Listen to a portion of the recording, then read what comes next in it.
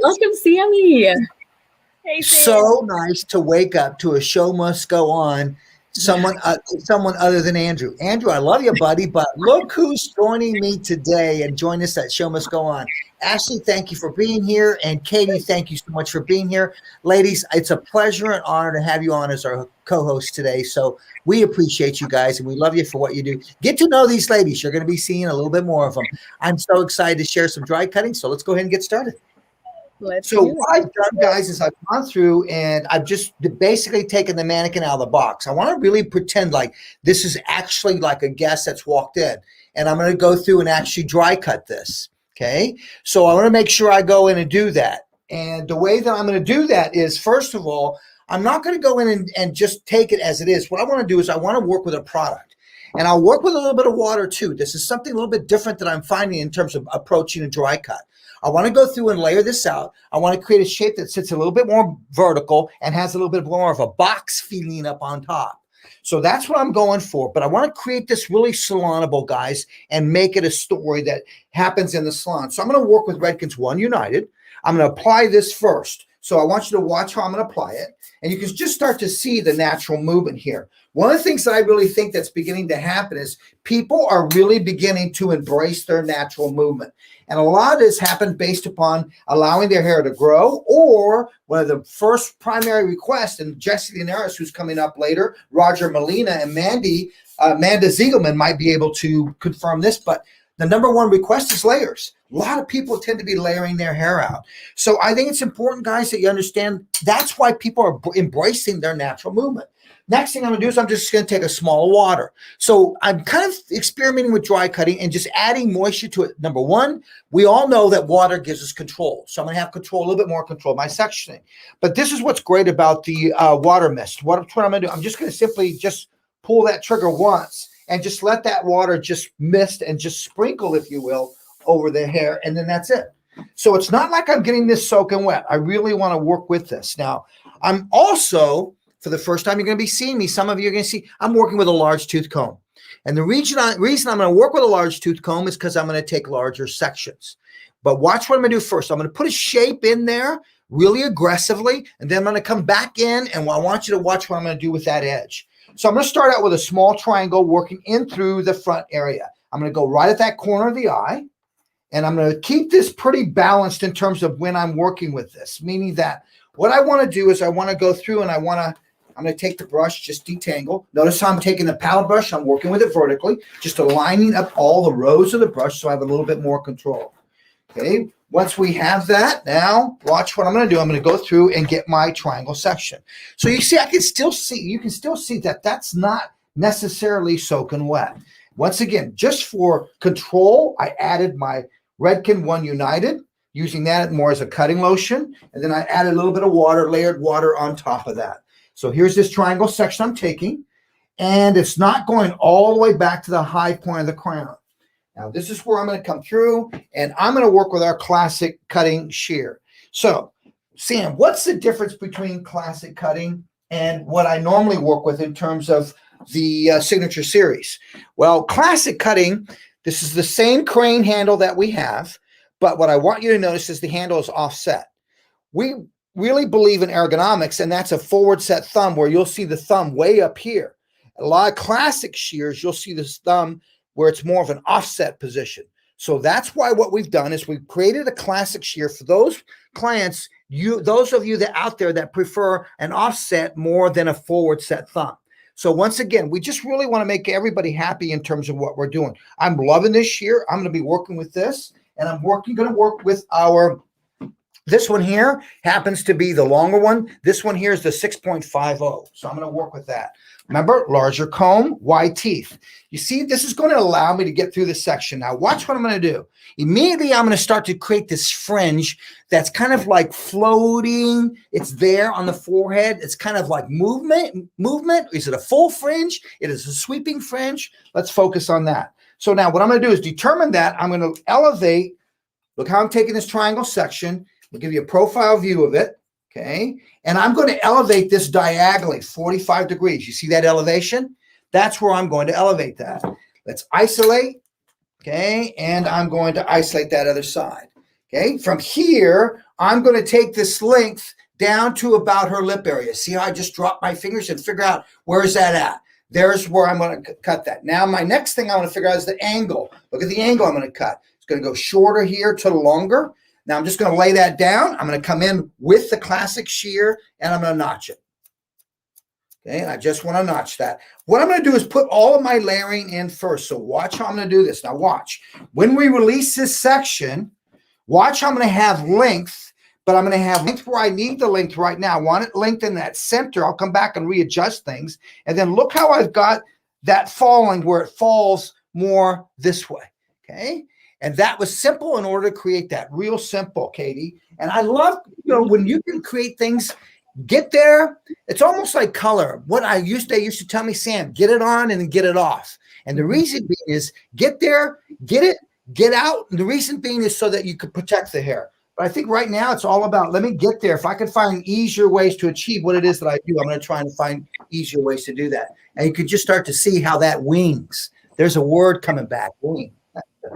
Oh, Sammy, if you could do us a favor, you're coming through a little pixelated and we want to see what you're doing so clearly. So if you could quickly jump out and then jump back in, we would love to have that. I'd be happy to do that. Okay, I'll be right back, guys. Coming right back.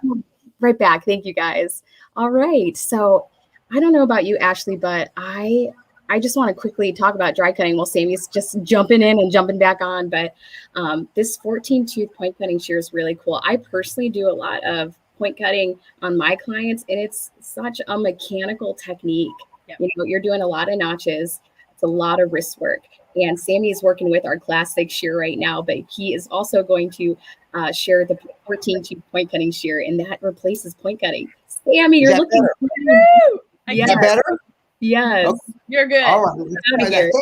Thanks, ladies. Yes. All right. So now take a look at what I got out of that. Just that first. Let me get her centered. Okay. Look at what I got out of that. See how easy that was for me to do? So now watch what I did. Again, let's just show you again. Give you a profile view. There's that triangle section.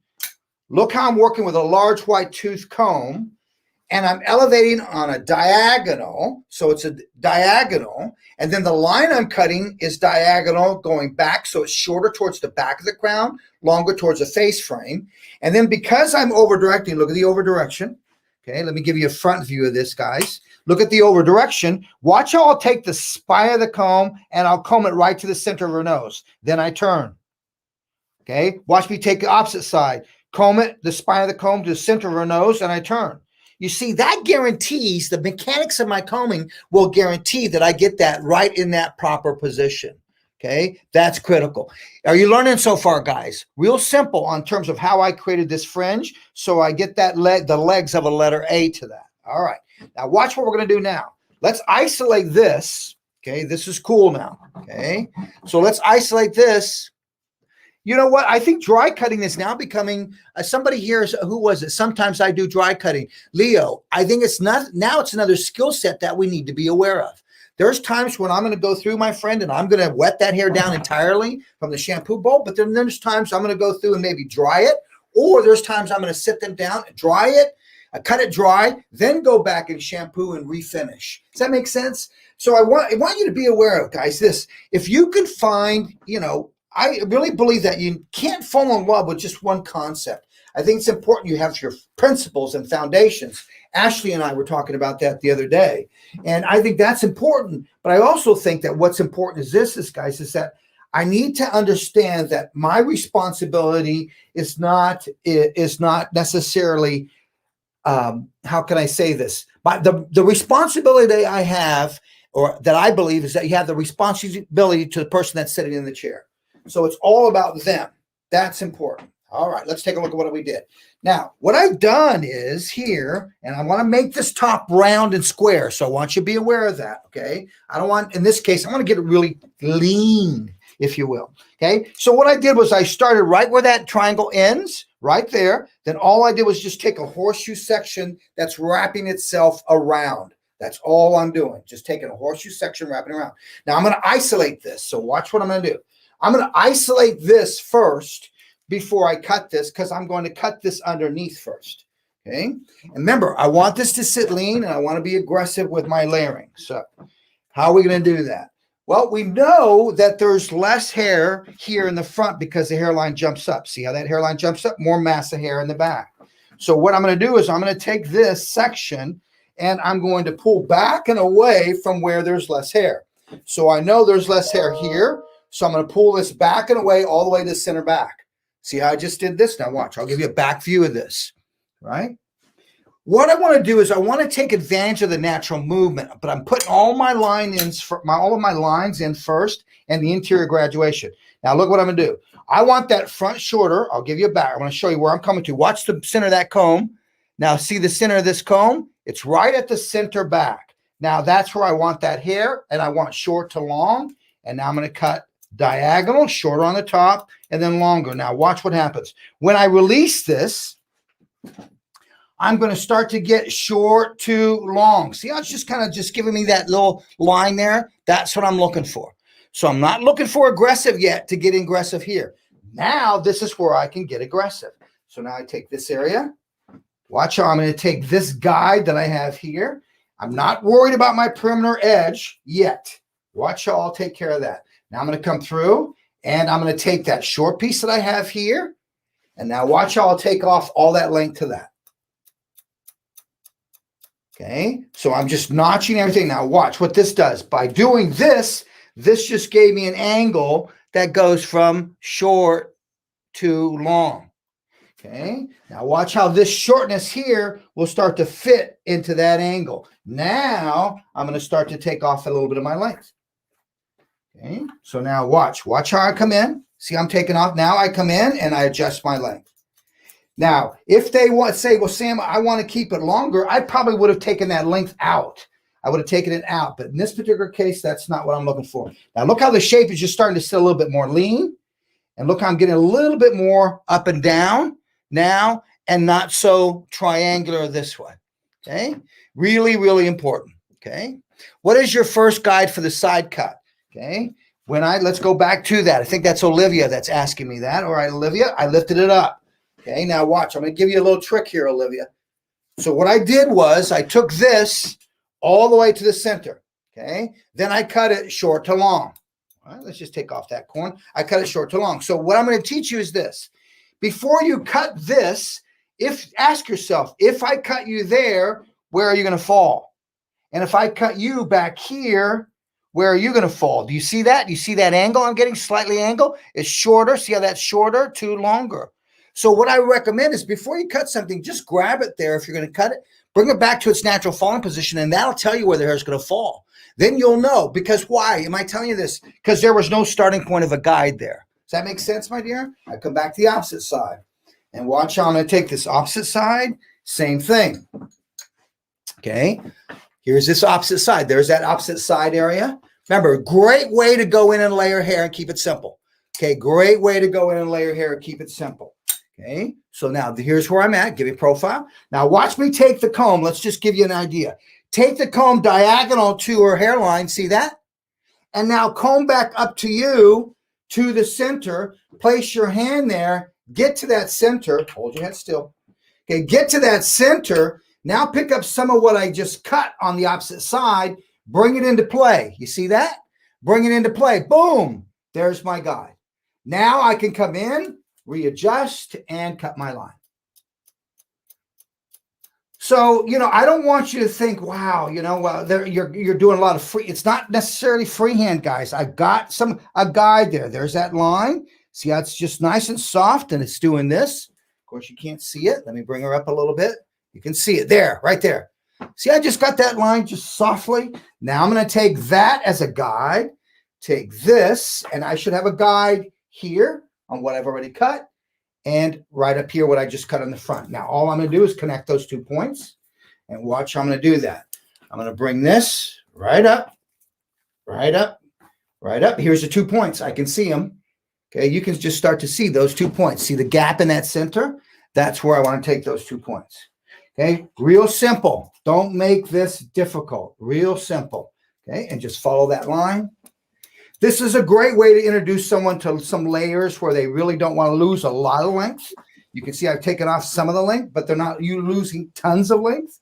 And then the other thing is the idea of going in and creating long layers. You know, it's not like I'm layering everything so extremely short. Now, on the top, I'm going to get a little bit more aggressive with what I'm going to do. Now, watch what I do. When I turn this to you, I want you to look. Okay, look how it's long. It's got, because you're seeing these long layers, these things that are long. Got to adjust that one side. You're seeing these things that are long, but at the same time, what's happening is you're seeing long layers. So I think it's not about necessarily all these shags and long layers. I think it's more about the idea of creating layers in terms of how do you adjust layers in certain areas? How do you adjust layers in certain areas and certain lengths? I think that's critical. Okay. Katie, any questions or anything? How are we doing? How are we doing? We doing good? We're doing good. We had a great question from Jilly Bean. She wrote, I love dry cutting and misting the hair slightly, but I've always been told it needs to be completely wet or dry and get confusing conflicts about it. I don't know if you have an opinion about that. It's a great question. Well, I think it's all about, I want you to understand remember one of the reasons why I said I'm going to dry cut this was for control. That was one of the reasons why I said, so if you can control the hair completely dry, cut it completely dry. But I want you to watch what I'm going to do, because if I'm working with hair really dry, it's because I'm going to cut right to the curl. Okay, I want to see it. I'm going to softly pick it up with no comb and cut it. But if I'm going to use a comb, I'm going to be stretching that curl. I think I'm better off I add a little bit of moisture or a little bit of cutting lotion of some sort to go in and work with. All right. So that's just my opinion on that. Now watch. Take a look at this. I want you to watch.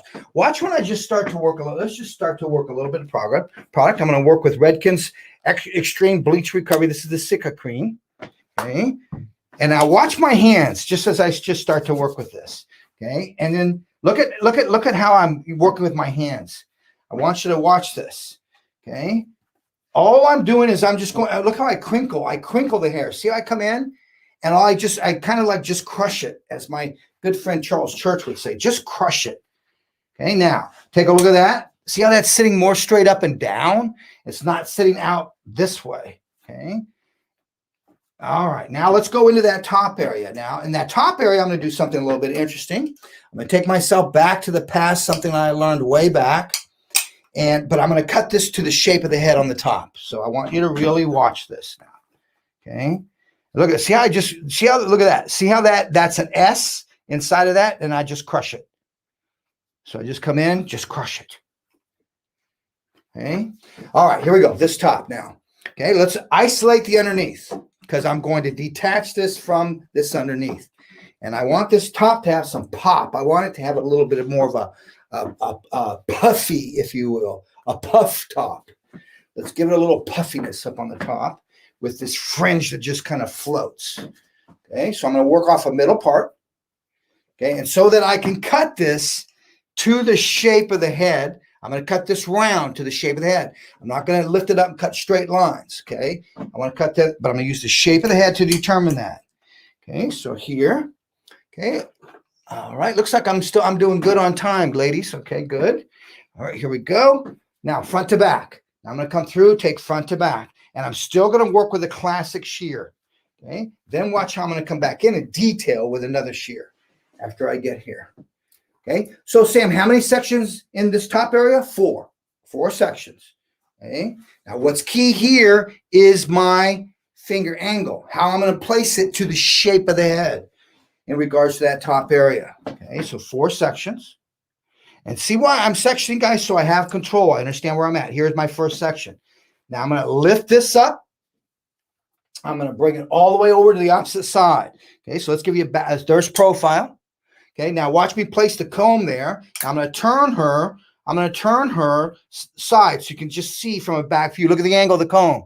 See how the angle of the comb comes in? So the angle of the comb is not there, straight, like on a box. Her head angles. So when I come over here to cut, hold your head still.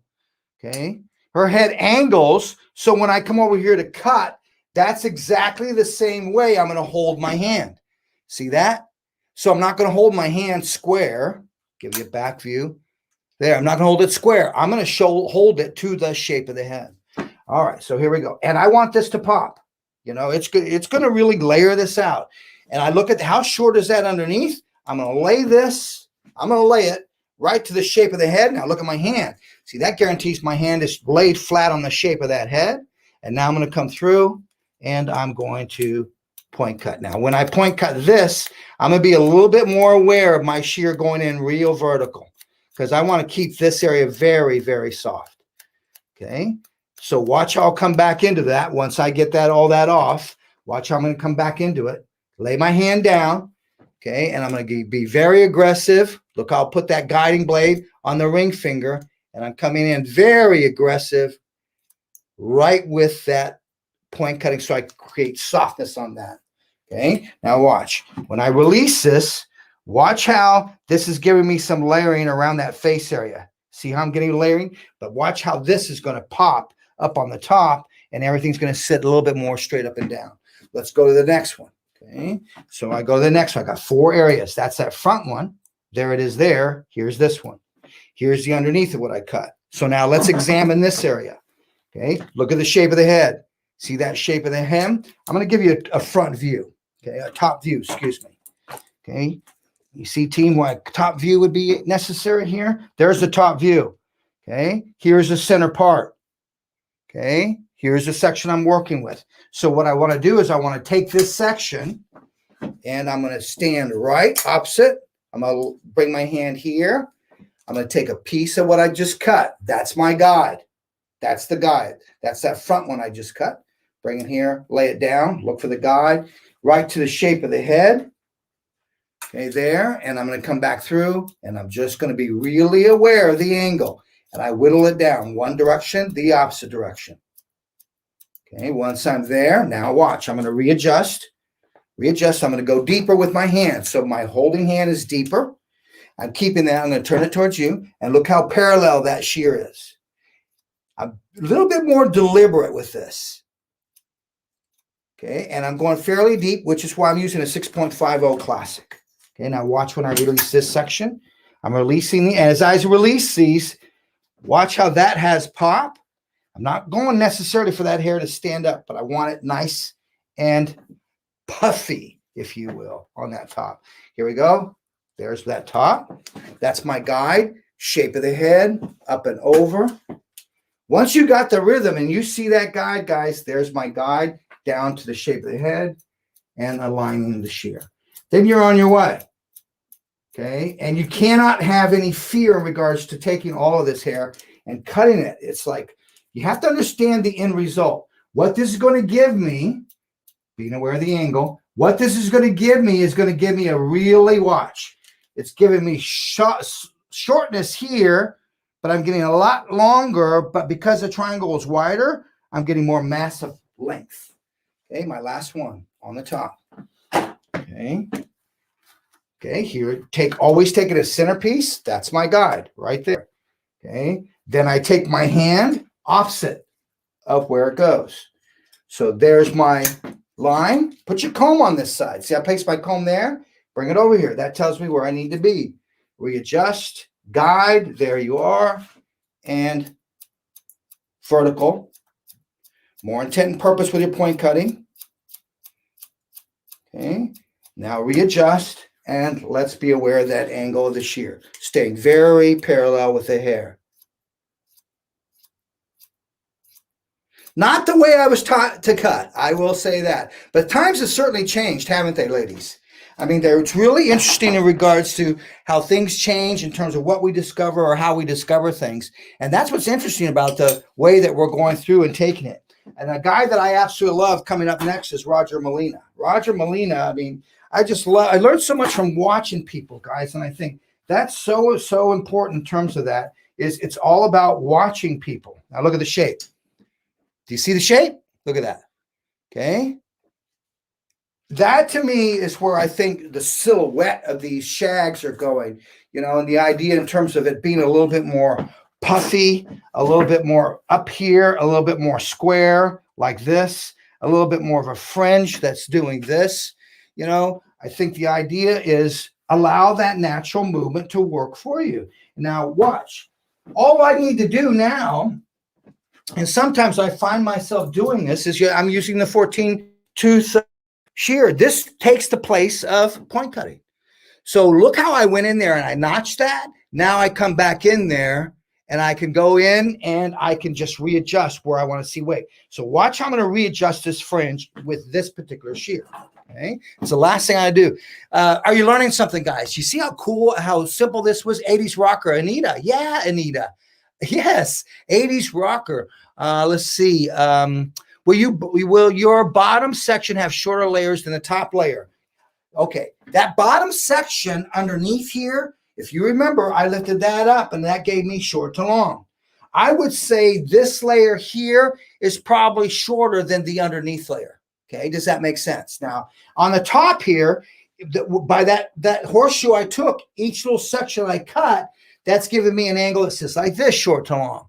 So these two, if I pick these two up, they are detached. They do not match, guys. Okay. I think the technique is just really to over direct before cutting. Yeah, Shauna. That's all I did was there's two things, Shauna, I want you to be aware of. I elevated it. Excuse me. Let's go to three things. I elevated it. I over directed it. So watch this, Shauna. Look. See this hair right here? Let's just analyze this, guys. You see this hair right here? Now, would you agree with me? That's natural fall. That's where that hair seems to live. If you agree with me, type yes. I want to show you something. Type yes. Okay. Type yes if you agree with me. I'm waiting until I see yes. Okay, yes, Teresa. Okay. Thank you, Paula. Okay. Is this a wolf cut? Maybe it could. I'm going to wait for Jesse Linares. Today, Jesse's up last. He's going to be doing the wolf cut. This could be a version of a wolf cut, but I wouldn't call this necessarily a wolf cut. Okay, yes. Okay, this is natural fall. Now watch this. We all agree. Watch this. Let me give you this now. Front view. We all agree this is elevation. Can we agree that? All I'm doing is lifting, lifting, lifting, lifting. I've not moved this side to side at all. So this is elevation. Can we agree with that? Look at this. I'm going to give you this view of it. If you can agree, put agree. Put agree. Come on, guys. Put agree. Get in there. Okay. Elevate, elevate, elevate, elevate, elevate, elevate, elevate, elevate, elevate, elevate, elevate, elevate. Did you just see that? All I did was elevate it to the other side. Now watch. Now watch this. Watch this. Let's throw over direction and weight over there. So over direct, over direct. So now can you see I elevated. Now I'm going to over direct from where I want to throw weight and length. Did that make sense? So I don't want you to think this is over direction. That is elevation. Now let's over direct. You with me on that? I hope that makes some sense because that's pretty deep. Now everybody's got their own belief system in regards to what that is. You know, I can't tell you what your belief system is, but that's my belief system. Is the fact that I just simply elevate it, then over direction is a side-to-side movement. Okay, now watch me just I'm going to work with Iron Shape 11, which is a thermal heat protector, but I'm going with something a little bit more control. And look, watch how I'm working with my hands. Watch my finger. There, okay, there, behind it, in front of it, now crush. Now when I crush, look how it goes in between that one, this one, that one, that one. Now what you want to do is hit this with a diffuser. Watch this, guys. Just lightly hit this with a diffuser. I'm working with the Vision dryer. Okay, all ionic. Okay, now watch. And this is all I'm doing. And light, soft air. I'm not turning that on the high speed. Okay, just soft flow of air, extreme amount of heat. Look at my fingers, how they're spread apart. Okay, now watch this one area. This to me is where we're going to go. We get going. Just crinkle the hair, softly crush it. Okay. Now look at see the undulation I got out of that. I'll bring her up close, and you can just start to see it. Watch this one area right here. I want this to move back. Let's say I want that to move back like that. Okay. So I really think you're going to see people working a lot more with their hands and embracing their natural movement. See, I got that to move. Now look at. See, that's where we're going, guys. That's where we're going in terms of finishing. Now, 14 tooth. Now watch how I'm going to add some character to this fringe. And this is more kind of just looking, seeing where I want to create it. And somebody was asking her, would you call this a whoosh shag? No, I wouldn't call it a whoosh shag. Jesse's going to be popping that whoosh shag later today. So I want you to watch that. Look, see how the 14 tooth just immediately takes off my length, and it gives me that degree of softness that I'm looking for in some areas. Okay, there. Okay, now all I want to do is come over to this opposite side, take care of that opposite side, and then I think I'm good to go. Watch, see this? So that's all I'm doing, just taking this 14 tooth, and I've used this shear, guys, on an entire haircut, and it just saves me so much time in terms of going in and point cutting. Here, I had a lot of layering I wanted to get out, a lot of length that I wanted to get out. So I knew, let's go in with a classic shear, then come back in that fringe area and take this area. Okay. Now watch this. This is so cool about this. Okay. I want to camouflage that. All right. I believe the next thing that's going to be happening is side parts. Look at that. Okay. See how you can get duality out of this? The idea of versatility, I think, is critical, guys, in terms of where we're going. So, ladies, let's put a recap on this in regards to where we're at. Wrapping my mind around disconnecting is hard for me. Anita, I want you to remember something, Anita. I just read this, Ashley and Katie. Wrapping my mind around disconnecting, it's hard for me. Ashley, Anita, how hard or how difficult was it to wrap your mind around technical, social, a computer, a phone? How hard was it to wrap your mind around color? Eventually, you probably mastered all those things. One of the first things I want to share with you, Anita, embrace disconnecting. Because sometimes, I will say this, it solves the problems of a client. So it really is a problem solver. So remember that, my dear. Remember that, okay? 14-2 shear, that's the one I use, guys, on that end. It's amazing in terms of how it works. But remember, I'm talking about square, that shape being square. I'm talking about duality in terms of what she can do with it and how she moves it. I think it's really cool. Did I miss any questions, ladies? Sammy, this one caught my attention. It's interesting because you were doing a lot of like condensed cutting. Someone posted, if they have smaller hands, should they take more sections? Excellent. So smaller hands would be this direction, horizontal. Like Ashley, you probably, I think you have small hands, right? I remember one time you were doing class. Yeah. So what happens is, guys, when you try to cut wide sections with a small hand, all you need to do is divide that section in half. So take this much, cut the line, then take this much, cut the line, then take this much, instead of trying to take all that in your hand. Now, what I will follow that up and say is this is relax your mindset. So watch, even though this is a big thick section from here to there and it was thick, I just grabbed it and cut it. Why? By gathering, listen to the word, gathering all that section together, what it allows you to do is that gathering is going to give you a little softer edge. If I get two small, precise sections and I overcomb it, now I'm getting a really precise edge. In some cases, I want that. Once again, what's in your arsenal? Be able to pull it all out whenever you need it. So good, Sammy. I love how you talked about you can't fall in love with one technique. Yes, right. I'm guilty of that. Yeah. I was, there was that one cut way back. You girls probably weren't born, but it's called the wedge, Dorothy Hamill. I remember putting that thing on every client that walked in, whether they wanted it or not, they got it. Okay, here's a 14-tooth comb. Okay, so I really want you to go through and just take a look at it in terms of that 14-tooth. It really eliminates the point cutting. So if you want to save yourself time at the chair and you're going to point cut a whole entire haircut, this is the shear for you. Okay. Yeah, Elsie, gathering gives a softer edge. Absolutely right. Okay. Absolutely right. What about coarse curly hair? Would this work? Katrina, number one, be careful when you detach coarse curly hair. You have to really be careful with that. So how curly is it is my question to you. If it's a soft, something like this, where it's just got some soft wave to it, like this does, then yeah, you can go and detach it. If they say, well, Sam, I go in and I will sometimes stretch my hair dry, straight, and sometimes I'll wear it curly, then you better be aware of what is it they do from day to day. So it's really important to understand, I got to be careful if it's coarse hair. If it's curly hair, I've got to be very careful how I detach it. Some cases it's going to work, in some cases it's not. Examine the fabric. Want those shears, Sharon? I tell you what, once you get them, you're going to love them. Okay? All right. All right. Well, this next guy, I'm going to let the girls take over here. This next guy coming up, I got to tell you, I love him. But before I go, I want to share with you the shears. These are the classics. Okay? Those are the classics. Now, this one, some people tend to like a small shear. This one is a 5.50. Now, look at the handle. See that handle? Let me face it this way. See that handle? It's not so forward set. So here you get the same steel, just an offset handle, offset handle. offset handle with a crane. Okay, and the same thing here. This one here that you're looking at, this one here is the 6. Okay, that's the 6. And then this is what I used, and that's because I was compressing, as Katie was saying. And this one here, this is the 6.50. All right. So really just trying to get you shears that we feel you need, things that you want to use. And then this one was something that Andrew and I fell in love with when we first tried this. And finally, it's here, and we're now releasing it. This is the 14 tooth. Once again, time saving when it comes to point cutting. We all know point cutting sometimes can be a really, really great thing.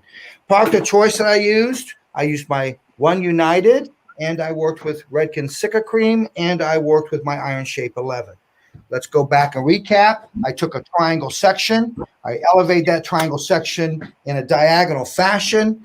And then once I elevated that section in a diagonal fashion this way, I simply cut diagonal back. That was what's great, that automatically gave me this, all of this hair here. And I didn't need to go in and cut that area short in the center if I didn't want to. Okay. Once you got that, wherever that point of the triangle came to at the corner of the eye, from there, it's where you take your horseshoe. Okay, isolate that. Go after the underneath first. And sometimes I've gone after the underneath in different various ways. By the way, I'm going to be doing this haircut. Actually, what am I doing this haircut? This one. It's for Salon Centric and all of us. I think it's May 25th. May 25th. Yep. That's right. So Facebook Live. Asking, how did you do this haircut? So I'm going to actually do it on a long hair blonde and keep all the length and show you how that's done. So make sure you join me on that, May the 25th. And once I did the horseshoe, I elevated back to maintain the weight, gave me a soft angle, not a steep angle. Okay. Then I elevated the back underneath and just connected those 2 points up on top. That was cut to the round of the head, not square on both sides. And I didn't want to do a square because I didn't want it to fall down this way. I wanted it to wrap around, as you can see in that back area. It sits more straight up and down. I hope you guys enjoyed this. I'm going to leave it to the girls. Man, what a day. Roger Molina. After that, you got Manda coming up. And then after that, you got my man, Jesse Linares, coming up. And he's got that wolf cut. And Manda always has got a surprise. And what can I say about Roger? Wait till you see what he's going to do. Check out his graphics. I love him. Girls, love you guys. Enjoy, Katie and Ashley. See you guys later at the end of the day. Bye, Sammy. Thank you, Sam. Ash, I think Sam has a class tomorrow, does he not? He sure does. And I just want to point out there that the series shears that you just saw are launching June 1st. So soon they're coming. And a public service announcement. Sam and Justin Isaac tomorrow. They have a class. Be sure to register now at redkensalon.com. It is for 3 hours. Face the shape suitability, customizing cuts and color to your face shape. And I think we have our first winner. Is that correct? We do have our first Flash Chat giveaway winner. Jilly Bean, thank you for commenting and asking. You have won a 3-in-1 blow dry hot brush. So email your shipping info to info@sambia.com to receive your prize. And what's going on our website, Ash? Anything? Hot deal? Yeah, of course. 40% off site-wide. All those amazing tools you just saw for 40% off. Be sure to go to sambia.com to get it now. Awesome. And if you guys haven't heard, as Sammy mentioned throughout his class, we are launching these shears on June 1st. They're the Classic Series shears. They are crafted with the same material and in the same fashion as our signature and streamlined series shears with a semi-offset handle. So visit sambia.com/campaigns to learn more. Ash, what do we have going on for giveaways? Yeah, so I'm going to bring Roger Molina on in just a second. But before I do, I just want to announce the second Flash Chat giveaway. The viewer who comments the most unique and engaging questions will win a Vision blow dryer. You actually just saw Sam use it, so you see the amazing things it does. Be sure to text giveaway to the 888 number you see in the chats to win a Classic Series shear of your choice and a Lydia Mannequin. How amazing is that? That's awesome. And now I can invite in the amazing Mr. Roger Molina. I've had the pleasure of working with him several times. He's a SMV ambassador, San Diego based. During this class today, he's going to teach you all about shags and building off a classic cutting technique. So for a modern edge and a lived-in look, which to Sam, we always say simplicity is today's brilliance. So I look forward to this. Let's bring Roger in. Hey, you. I think you're muted. By now, if you don't got the mute button, Raj, come on. How you guys doing? How's everybody doing? I think we're good. How are you? Excellent, excellent. And your friends over here. I got some ladies. Got Lydia. I got Ellie. We're chilling. We're gonna talk a little bit about shags, and I watching Sammy this morning. He was kind of getting hyped up. I'm just pretty excited to see Show World return. It feels like it's been so long. I was like watching him, and I'm like, man, I can't wait to hear him freaking out and doing backflips on the stage, spinning a scissor. Oh man, totally right. The world away, you know. Well, never would I thought I would miss the sounds of the show floor, but here I am, like, oh man, I know. Well, you know what? Until then, I look forward to at least watching you here. So I'm gonna let you take it away, and I look forward to seeing this shag cut that I'm probably gonna want. Right on. Thanks, Roger. Thank you, guys. Well, hey, thanks everybody for joining. You know, we're gonna get right to the point, show style here today. I've been doing classes with my partner Ellen Devine, and here I am without her, and I'm like, I keep asking questions like, hey, baby, oh wait, she's not here.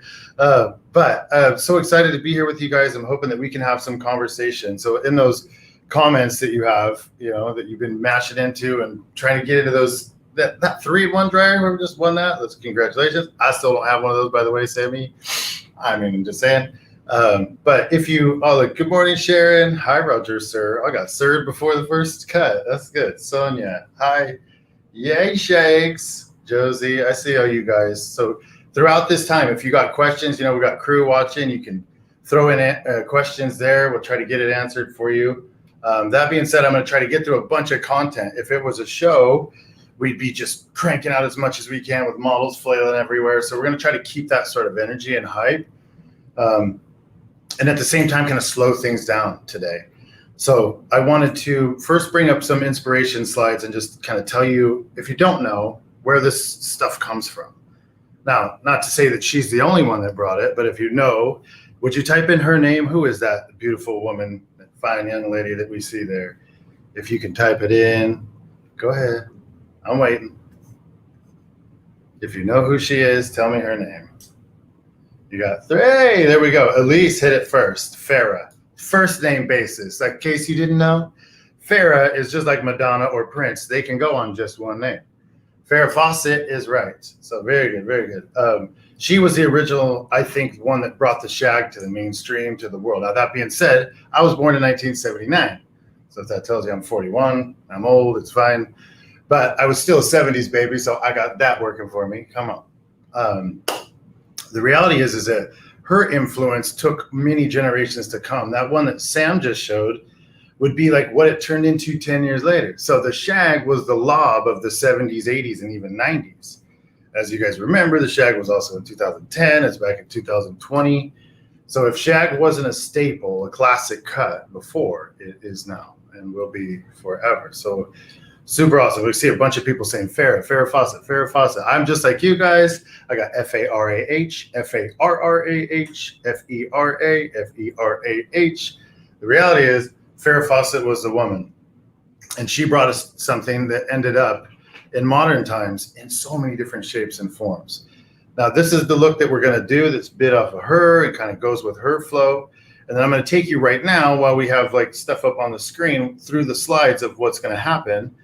And we're going to walk you through this. What I suggest is if you're not watching on your phone and you can take a picture with something else, take a picture as these go.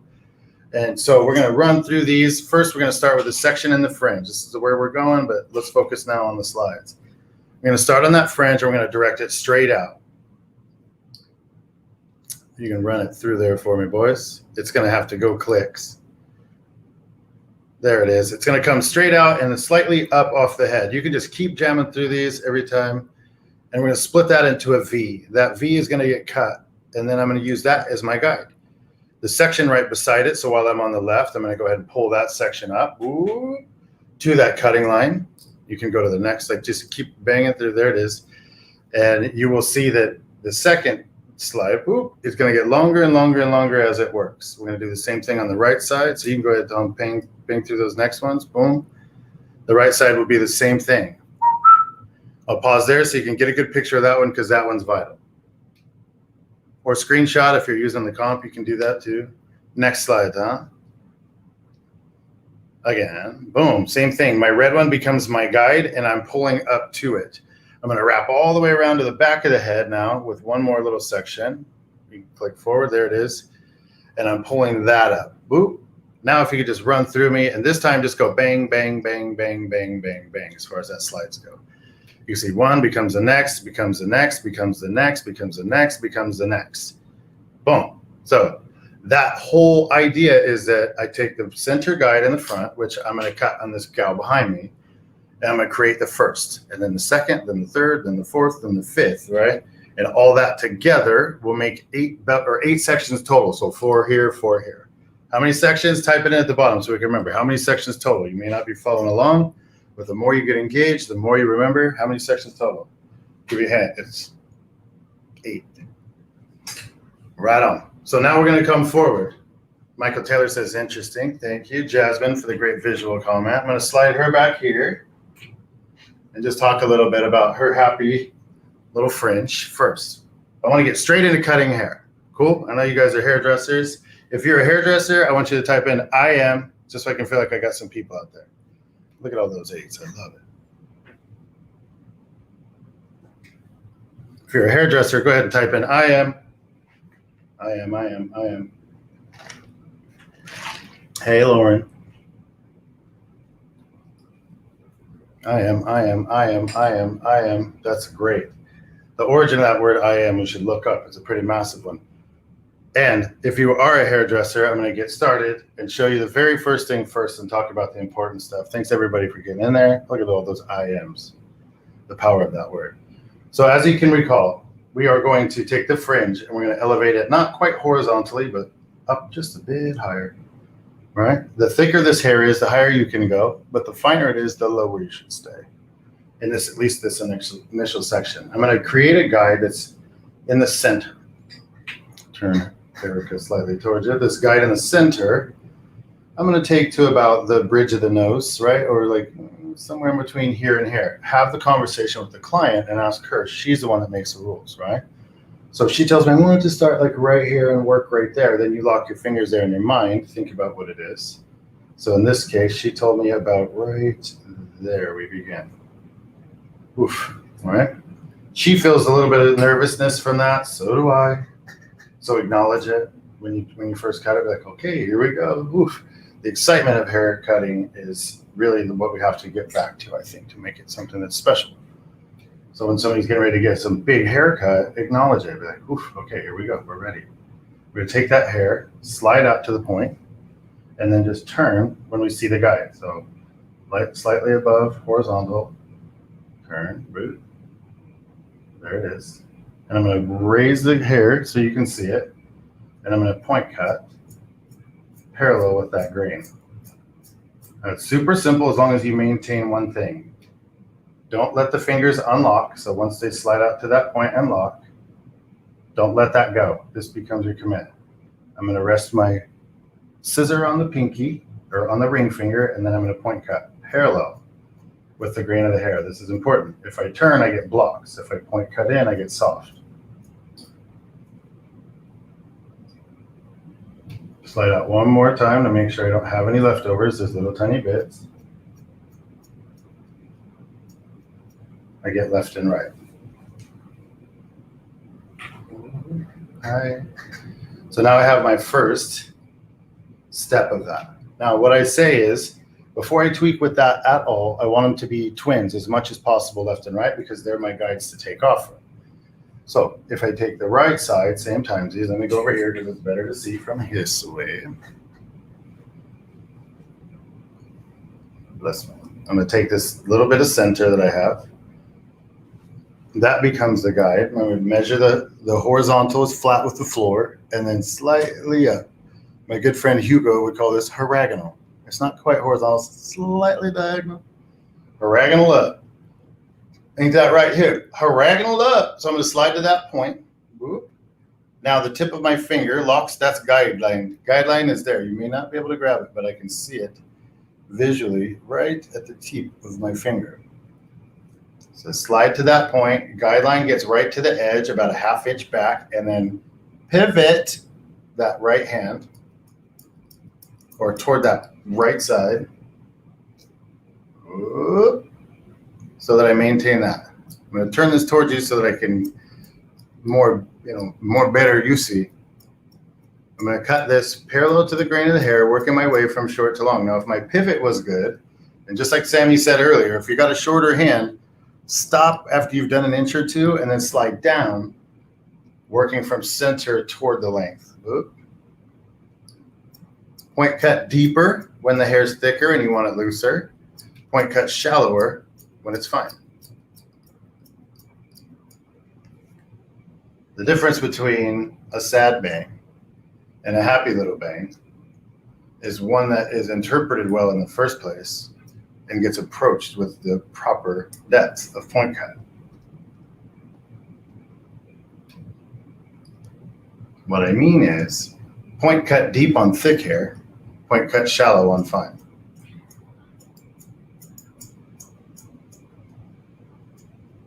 Now, those of you guys have been cutting a lot of bangs and a lot of fringes, you know that you have one side, let's just be full evidence, you have one side that you cut longer and one side that you cut the right length, usually, right? Or, this, Roger, you see, I'm right-handed.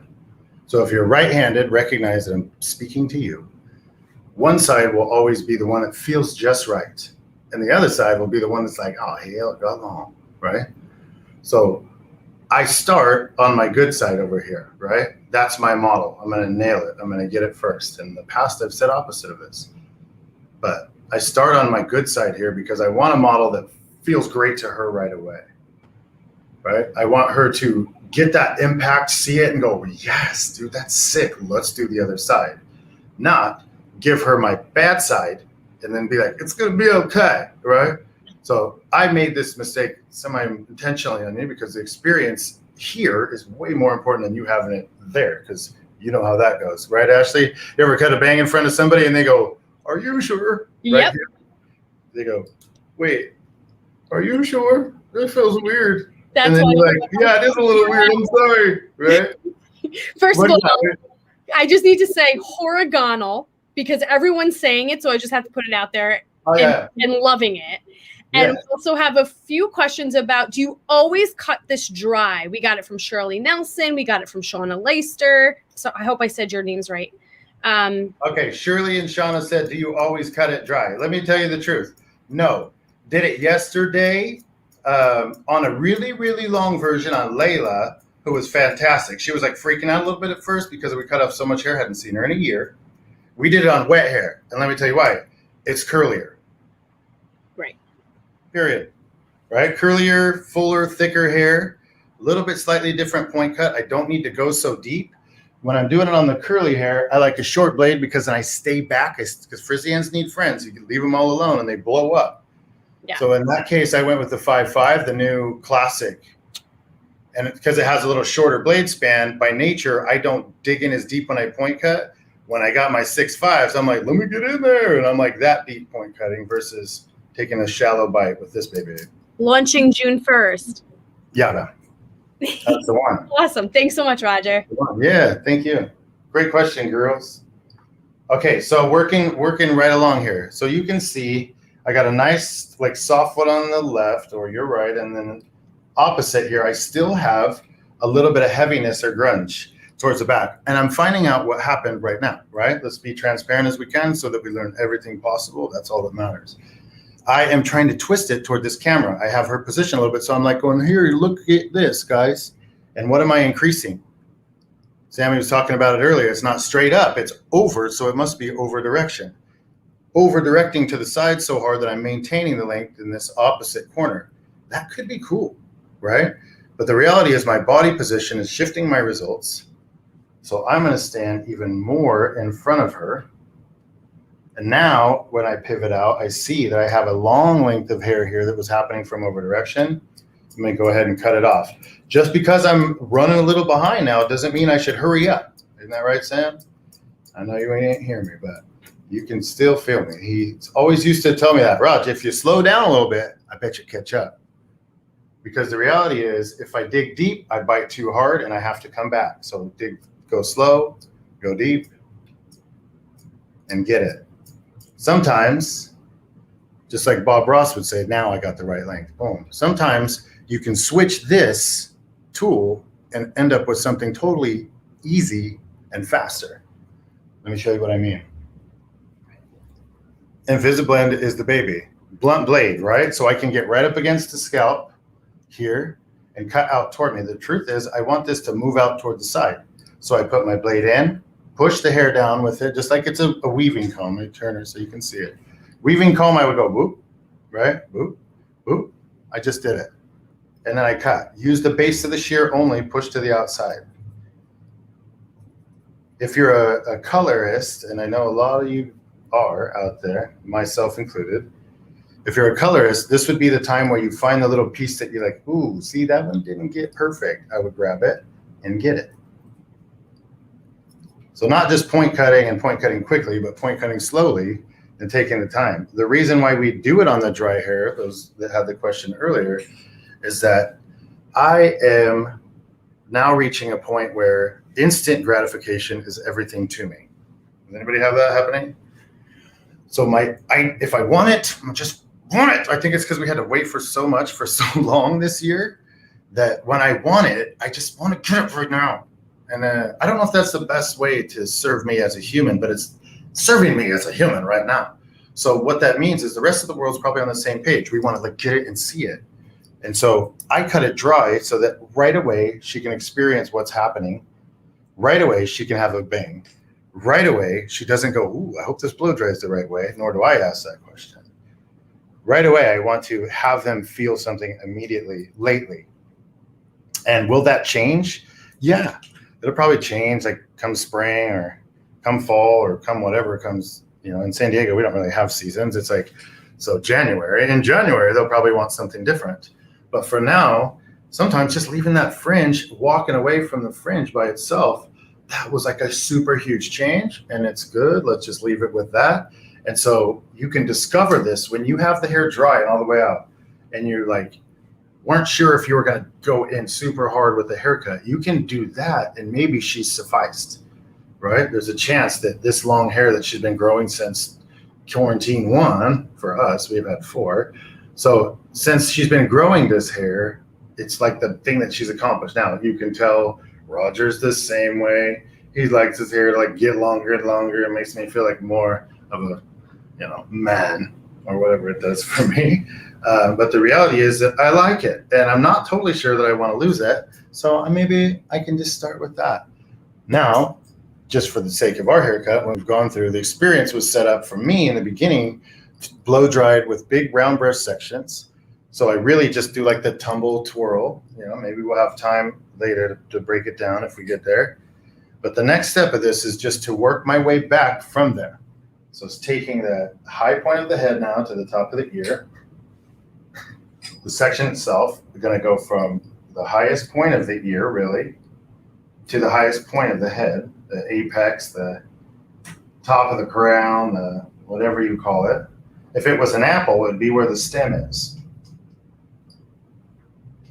I'm going to grab a no dent clip. All right, Sammy's got some no dents. It's got that band. The band on the inside breaks the fall of all the plastic that holds it so that it doesn't get a dent. I'm just going to tuck that back and do the same on the opposite side. Let me grab my other clip. High point of the head to the top of the ear. You notice hot tip here. It's just put your finger on it. Your finger knows everything, right, that you know. And your comb knows everything that your finger knows. So it'll just go right to it. Now, once I separate it out, I may decide, well, I want it further back or further forward. What I'd say is, if the hair's really light, stay forward. if the hair is really thick, you can go deeper back. The recipe is top of the ear, right? Just on the finer hair, Erica's got just the slight, or Ellie's got just the slightest of fine hair. So I'm going to take that much of the hair and push it to the back recipe so that there's just that little bit much left. She's been growing it for a year, remember? So now I take the remainder of this section and I'm going to direct it forward. I'm straight at the camera and everything's coming up and above. Now I have an outside guide that tells me the length that she loved with all her heart, and an inside guide that I have created already. So start with what I have to and work my way to what I want to. So I'm going to begin here. Point cut parallel with the grain of the hair, knowing that every time I tap it, some of that hair is going to jump back. Don't get it a second time, but comb it a second time. Also, one of the more monumental things that Sam Villa taught me was that to be a double-sided comber, comb not just from the bottom and not just the top, but both. So here, twisting the section out so that you can get leverage and coming back to your hand. Final comb is from below. If you really like to grip things hard, switch to your wide teeth to change the nature of the beast, because lighter is better. Now, looking at that outside corner, I'm going to go to that and work my way back to the inside, kind of creating just a little rounded line with point cut effort. So let me slide just the tiniest bit forward. That rounded line that's in my hand shall imitate or indicate the rounded line that's happening on the fringe underneath. So it should be that same like measure that you have going here would continue. So let me drop it down just a bit so that we can see where it's actually going to lay. Now I can see those hard points that are still a little bit too long. Don't cut them there because I've lowered the elevation. Pick them back up to standing. And now I get them, those little bits. One side. Because I have sort of put a round brush finish in this, when I drop it back down, it looks beautiful. There's no work for me to do to try to mimic and get it. As you know, sometimes clients' hair, it takes a minute to get right? So that minute, every minute counts when it's something new, something fresh.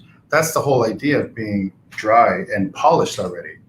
So that when we get to the point of cutting, we're like just waiting for the impact. I don't know about you, but once I've waited in line at Six Flags Magic Mountain, my personal favorite place on earth. Once I've waited in line there for the longest of time, I want to get it right away. I want to get to the thrill right away.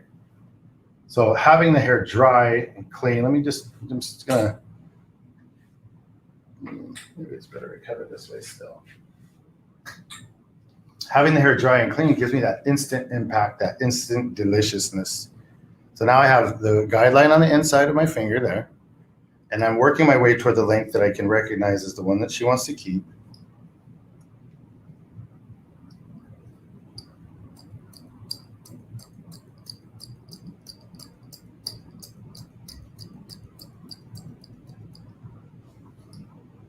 Come to find out, this ring that I'm wearing, which is one of my personal favorite tiger's eyes, it rattles a little bit as I'm cutting. I'm like, ooh, that sounds kind of cool, and also almost sounds like it's a scissor, but it's not.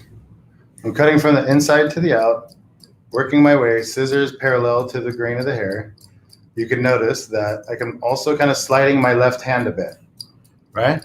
So in the same way that the tendency of that bang is to slide when you get over here or to over direct when you get over here, you're going to end up with more length almost always.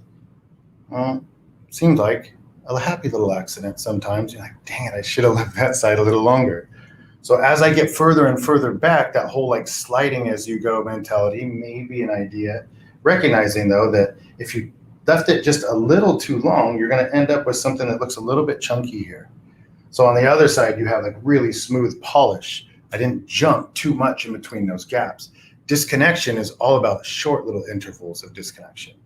In this case, right? Disconnection is one of those ones that changes with every scenario. But here, I can say that when I take it too long, too much, too fast, I end up with little chunks. Oh, there it is. Chunks of hair. I do not want to see chunks. I want to see wisps. As my good cousin Rena would say, wisps. So I'm going to take it up, and now you can see up there where it is. I still want the blade to hit from the top surface. Now this is important, right? If I changed my mind here and I came to where my blade was banging underneath, it would make that hair kind of want to flip up, whip up, get up. That's coming back. But in this case, I want to make sure that my blade is above. So it's coming from the top surface. Or like a year ago or last week, or again, I think, another time, axes sort of went viral. People cutting hair with axes, and I saw it again. Look now, okay, now it kind of blends in way more smooth here. It doesn't have those bigger chops. It's because my disconnection is greater connected. So now I'm working from that short to long with short little intervals as of having like a big step. When you have steps, you can see them, right? So step, a step, a step. That was taught to me by Jorge Perez. So check him out, great artist. Also Sam Villa ambassador. So now I have left and right side looking the same. This is where the girl starts to like, yeah, dude. And she takes out, things, it depends on where you are. Here in California, she takes out lip gloss. You know what I mean? That's like when she's like, oh, I love this. Let me put some lip gloss on because I'm about to start snapping pics. Sorry, I'm like a little warm. So taking that off. And so you see I have the first 2 sections done. We're halfway through the haircut now, right? It's hard to believe because it's going so quickly. But I want you to like kind of at each step of this. So we had the fringe first. Now we've taken in with the sides to the fringe. And we're now halfway point through the haircut. And what I'm seeing now is like big voluminous back. The front's looking sick, right? And because the hair is finished, I'm like, dang, dude, I'm kind of liking that the way that it is.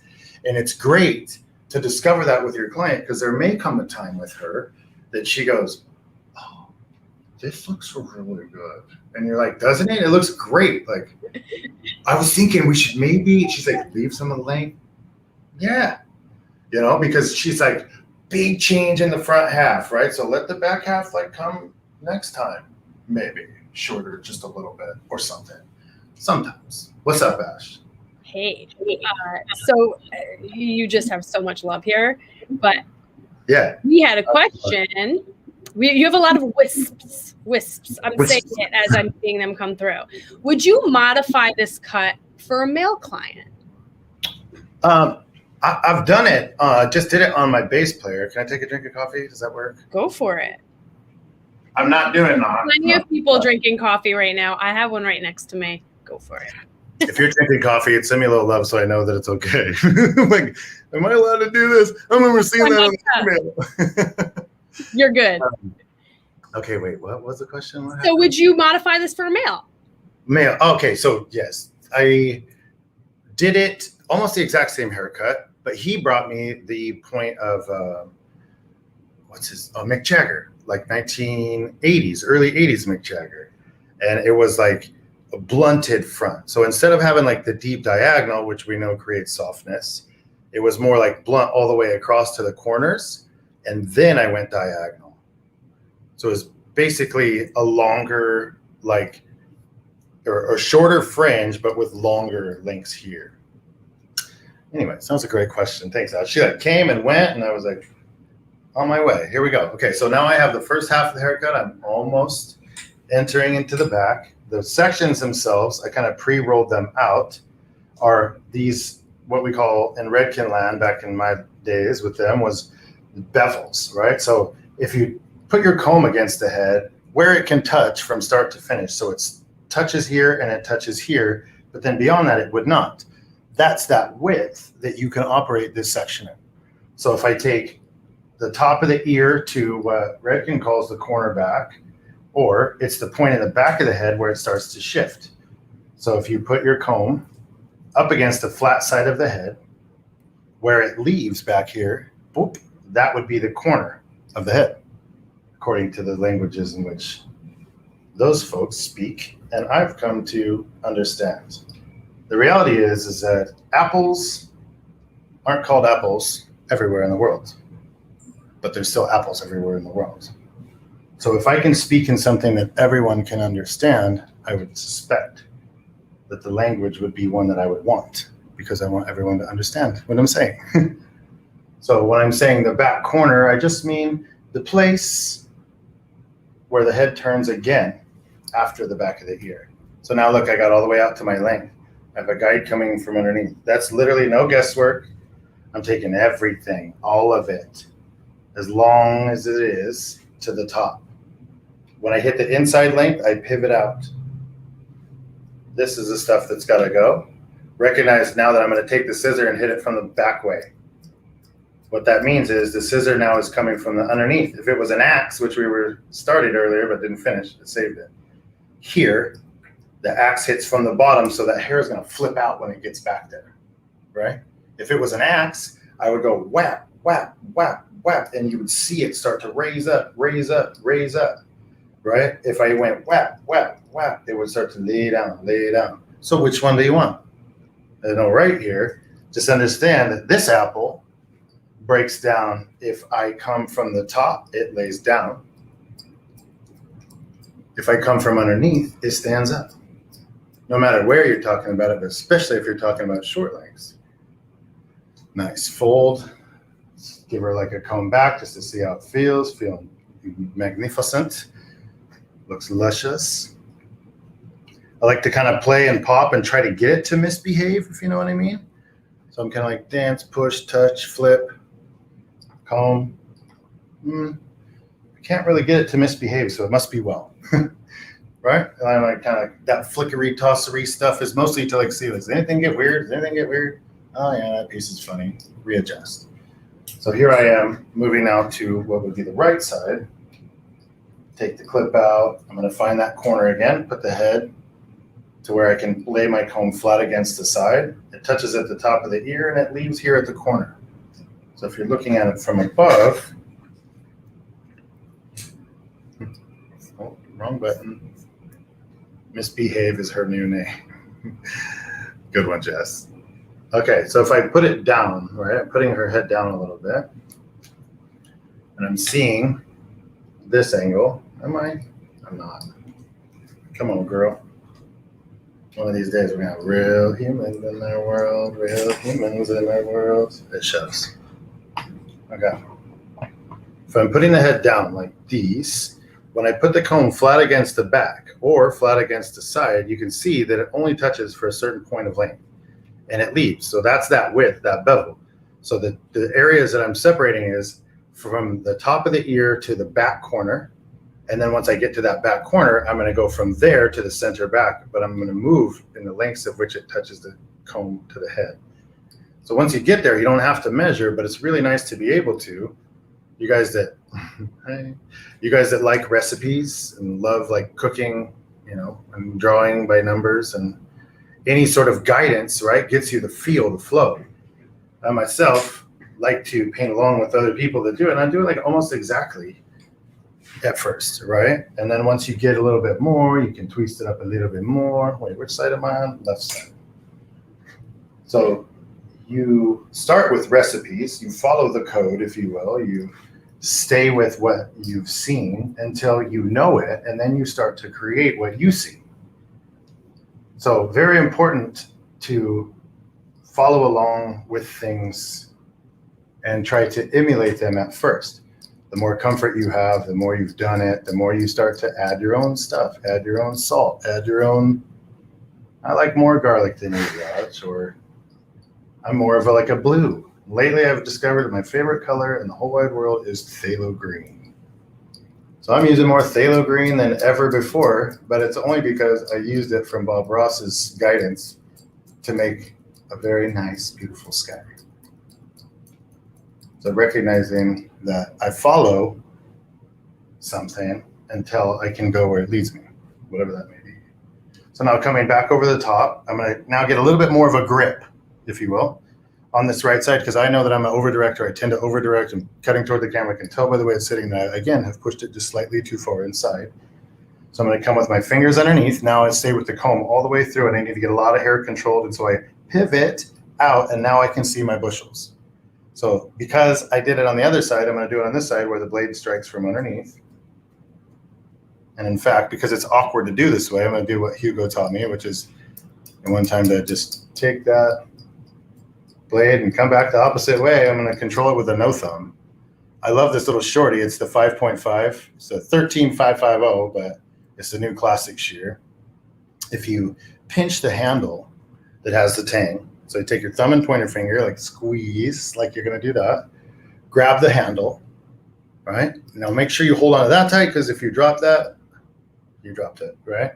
I'm going to put my ring finger in the ring like always. I'm going to put my tang finger on the tang like always.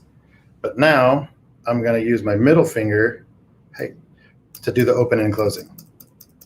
So in like different scenarios, this is way more comfortable. I can keep my hand vertical. I don't have to bend my wrist crazy. I can just work with that one. Or when I flip it, I can work with the thumb. So I now have axe control, top or bottom, right? I can pivot like palm to palm. We were taught that way back in the day, or I was, that palm to palm was so important because it's the consistency of blade that creates the consistency of lay. I'll say that again. The more consistent I am with my blade, the more consistent it lays, whatever it may be. Bob, long, men's, women's, short, medium, inside out. It doesn't matter what it is. The more consistent I am with the blade, the more consistent it will stay.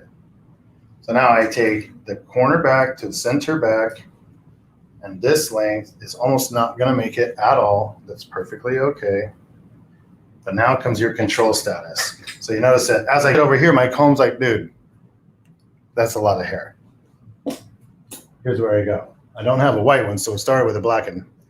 But this is the comb I like, simply because there's more comb for this.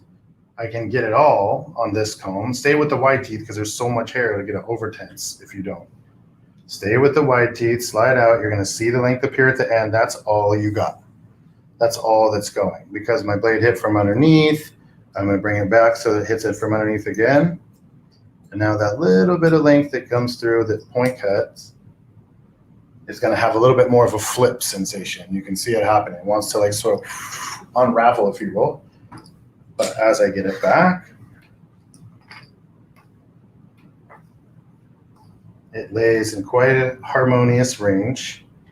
Let's check the opposite side as well, make sure everybody's in track. Oh yeah, I forgot one over here. Got one more section to go. Jesse Bonnet. So what's going on in the bars here, girls? We got anybody asked any questions that I missed? I'm doing my best to see it all. You're doing amazing. Honestly, Roger, you just have so much love. I actually do have a great question. I would love to hear it. Yeah. So we had a fantastic question from Kelly Hofer. I hope I'm saying your name right. Will this take care of the perimeter of, like, at the end? Are you going to go around the perimeter? Or will this entire technique just kind of take care of the perimeter on its own?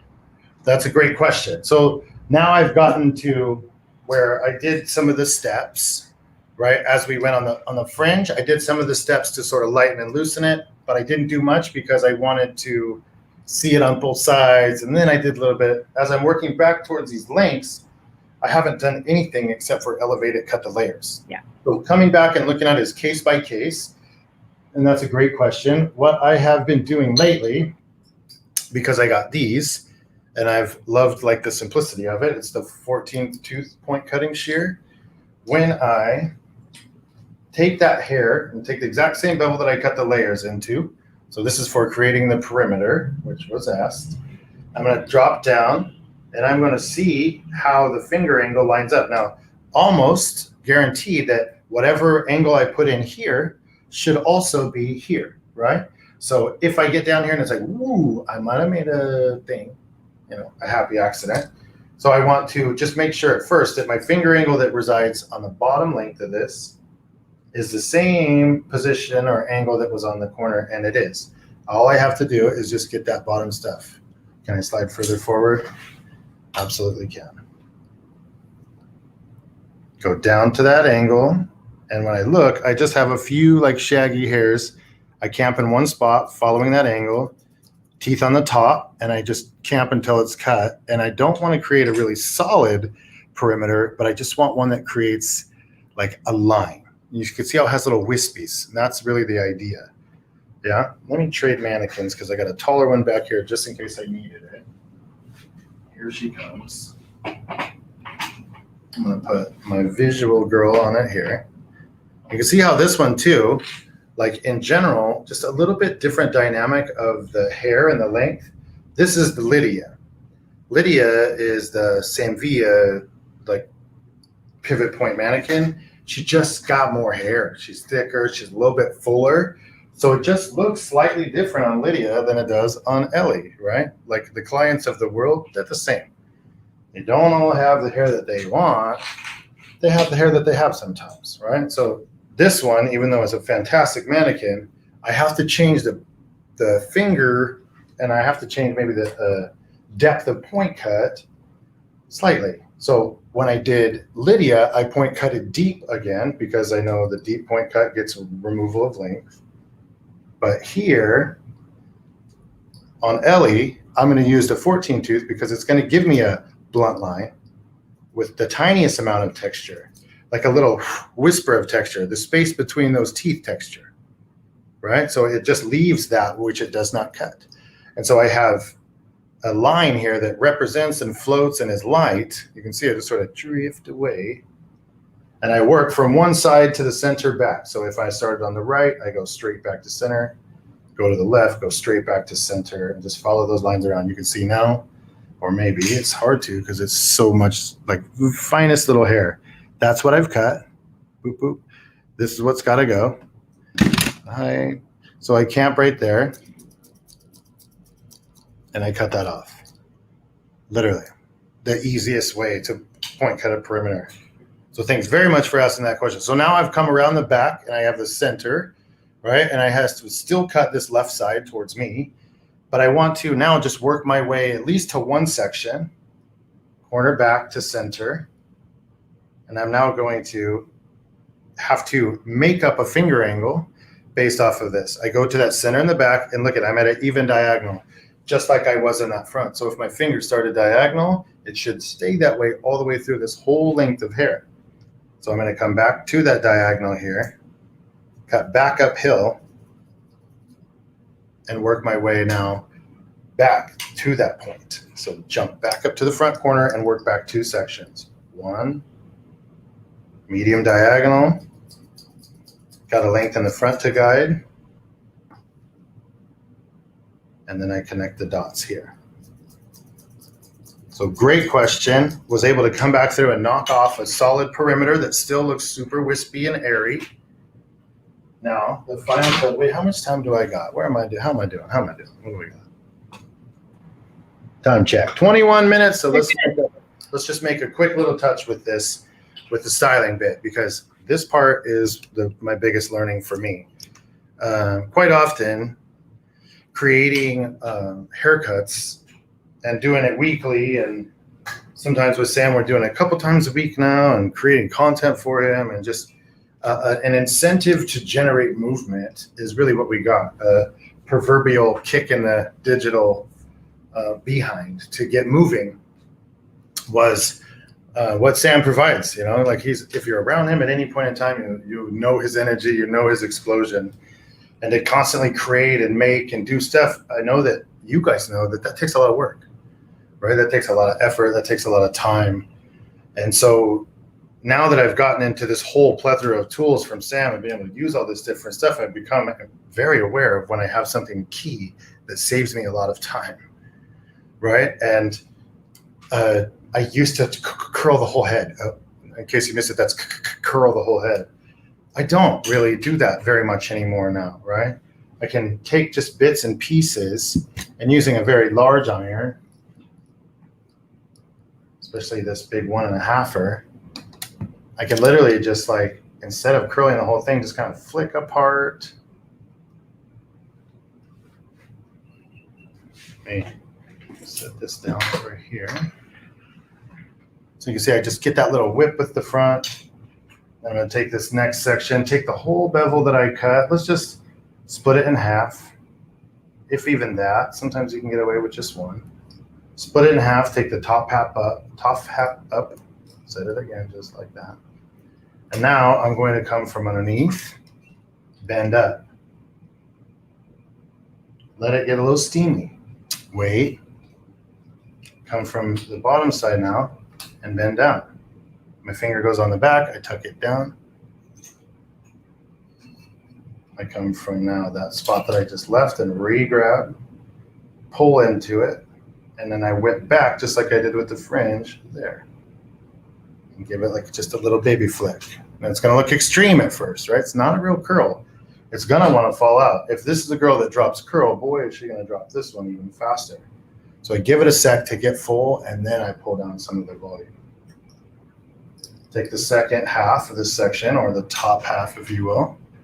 Let me come to here so you can get a good view of this. She's starting to look about as fly as it gets. I'm gonna take the bottom, right? When I say bottom, I mean spoon. That spoon, the blade, the whatever you call it, the thing that pushes the hair to the iron goes underneath. And I wrap up, pause, let her get hot, take the hair toward the top so it does not get crimped. Underneath now, pull down with the finger. And then last, drop it in your hand, get the iron on the same angle that you did the fringe, grab, and flick. Now, if you got a lot of hair, big thick hair, you may want to do like a little tumble here, but don't get crazy because look at how hard it whips when you do. If you don't do the tumble, you get less flick. So now that I've got that flick in there, look at how much it moves, right? We'll pay attention. We won't do the flick on the opposite side. But working my way from front to back, literally just top, bottom, or vice versa. Now, you can see how hard that left side whips because of the flick. Let's do the same thing on this right side. If we got the time, Totally got the time. So now I'm going to take just the fringe on the right, come up to it. You know what? She could use a little combmery. If all the hair is kind of going different directions, you don't want to set that into her future, right? You want that to be part of the past. So just come in from the bottom. Take it at the same diagonal that you cut it at, roll it up, and I'm going to do a little bit heavier of a roll on that one. So I get a little bit more of a flick at the top. So I was more relaxed with the left side. I left it down a little bit low. I pushed the iron into it. Here, I roll the iron up into it, so I get more of that whip. It's not a right or wrong. It's just desires, right? That's the old school. That's how Farrah used to do it back in the day. Take the curling iron, put it on your forehead, and roll up. So now I take the second half of this section. Just this, it would be the bevel that goes from the corner of the eye to the top of the ear, or the one at the just in front of the ear. Let's keep it simple. Take the iron, recognizing that the higher I lift, the bigger the volume, the lower I stay, the less the volume. I'm going to go to about the halfway point like I did on the other side, take the hair up, close the iron. It'll start to steam a little bit, keep it off the ear, let it set, come back to the bottom, push up, pull down. Once I have it rolled in there good, the steam is all began stopping. I'm going to come back to the top. The same angle that I cut my fingers, or that I cut my fringe with at the beginning, I come back with this blade of that, and I'm going to just whip back slightly. So I go diagonal finger angle when I cut, I go diagonal angle when I iron. All of that stuff emulates the same movements. Now this is the one that we flicked earlier, and I shall not flick it again so that we can see a difference between how hard the left moves and how hard the right moves. What I mean is, the harder I bend, the more it whips. The more flat I stay, the better it stays without movement. So here I am coming from the top, push down, pause, let it get steamy there, flip back, push up at the next round, and pull down at the last round. Now I have just the ends to bend. So I'm going to come same finger angle that I cut the hair, grab it, flick it, slight touch. You can see I get a wisp, right, on this side. But when I take it down, it'll be slightly smaller. Oh, turns out it's a real subtle small difference between the left and the right. But there is a difference. This one that I bent the iron back, I got a little bit more of a fly up. Well, this side sits a little bit low, more classic. So the turning of the iron and the rolling of the iron, what I mean is on this one, then a classic like kind of Instagram curl fashion, the last tail of this, I've rolled it around and pulled it out. And so I get that hard action of a whip on the last outside section. But the reality is I could show you all 18 of these and you'd probably understand it the same. In the finishing move here, when I come in at the very last end, this is the whole thing, right? Old school is taking those fingers and like roly, like a rolly, you know what I mean? Like a rolly. And I'm rolling, roly, back until they start to like calm and relax and separate and air out. And then making sure I got the profile that I like. If there's any pieces that I want to kind of itemize and separate, this is the point very often that I just do it with a little tiny bit of oil.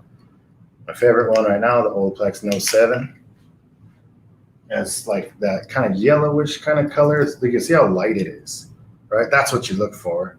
If it looks like water, it acts like it too. If it moves like molasses, save that for before the blow dry so the water can get some of it smoothed out. Here, at the very last touches, let your oil be shiny and loose, but let it flow like water so that it doesn't create mud. So I'm getting it nice and broke up. Feels like a lovely little baby. And the more I twist, the more I like flip. Watch this slow motion. Ooh, all that and create chaos at the bottom while like rolling back with the hands. I gotta take back to the schmutz, the rolly move, if I want to create a little bit more chaos again. Rolly makes a flip. Hey. Right? While the like this sort of roll twist with my fingers, like coming in with my fingers underneath, grabbing all that length, and then slight roll back, and then push out. That creates that like opening at the bottom while controlling the top. Then my fingers read again, schmutz to create chaos, if that's what I'm looking for. My favorite trick for shooting was an old school one that Nico Abreu told me a long time ago, was to grab the ends, and while everything is laying exactly as it is, just grab like the last little twist of the curl. So I got the pointy ends of this bit, and I grab the last little twist of the curl and just kind of slightly push up. Now don't create a mess, but if you slightly push up, slightly push up, slightly push up, you get that same curl and it starts to raise it up, move up to the next level. This is just like painting. Start at the bottom, push it open, get them bigger, and then move to the next row of curls. Remember each bend we did, 1, 2, 3.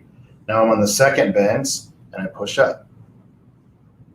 Push up. Sometimes it's more natural to hold with the right hand and push up with the left, and sometimes it's more natural to hold with the left and push up with the right. Look for the bend. Push up with the side that the bend is on. So right now the bend is coming to the right. My right hand pushes up, left hand holds. Now I get to the back where the bend's going to the left. My left hand pushes up, my right hand holds. But what happens is it starts to get individual pieces that air out and flare out, push forward, create chaos. When you take a picture of that, you'll be able to get a much more like detailed view of it, because the light now, which is right here, I have one on each side of me, comes straight at it and it gets the one that you pushed up first, right? So this one pushes up and out of the way. So when you're doing this stuff for your pictures and all that, which we do have to now, push up on the blonde ones so that the blonde ones can grab the light, especially if you have a darker brunette like image that you're trying to get to pop and you just can't get it. Get the pieces that have your balayage on them, push those ones up, let those ones become your feature pieces, and then it'll create depth and light so that the eye can see the depth even in the dark. It's a really great trick for like wedding season coming in. It's coming back, y'all, I know it. So it's really good to play and have fun and get mixed into stuff fresh now, so that when we get back to work here in California, we've only done one wedding so far, but they're coming in more and more, and we're booking more and more. And so getting the time to play now is going to be your answer. It's going to be the key. And for me, playing with products has been the funnest part of my journey this year, honestly. The air spray, it's the texture air spray. like to give that just a little bit more like open and width, right? I spray at the pieces that I want to open. The pieces that I pushed up on, I'm going to give those a tiny bit of texture. Watch this thing. Take and cover underneath the fringe, underneath the eye, right? And keep the hair up off of her face and then spray that. And then let it fall back down. Do the same thing with your hairspray right on top of the texture spray. Ask me why. When you spray texture spray first and then hairspray, it doesn't stick to the hair as much. And you can later change your mind a little bit. You with me? So texture spray, then hairspray. Same exact move, but now that's going to stick to the texture spray, and I can open it up and move it. Ash, you popped in and popped out. Was there something you going to say, or did I get it? I was trying to do why. I was trying to get in on this. Okay. And of course, I was about to go rolly. Roll it. How amazing. Check it out. How do you feel about it, right? I'm coming to San Diego. Lydia with the long hair. Okay. And Ellie with the lighter, like shorter hair, right? Oh my God. Same thing. Incredible. Well, that's a pretty fantastic haircut. I really like that one a lot. And nice. So does everyone else. Everybody is loving this. You know, I'm like, it's kind of a new flow for me. It's a new way of thinking. And every time you get a new tool, it kind of inspires a new movement, or at least it should. And that really has been, I think, the part of the journey that's the most important. So I would challenge anybody that has had the same stuff for a long time to change that, you know? If you buy stuff for you, it's not like you're being irresponsible with your money. You're just giving it to yourself for once. And if you're anything like me, this has been the first decade that I have done that. I was taking for myself forever, but I never really gave to myself that much.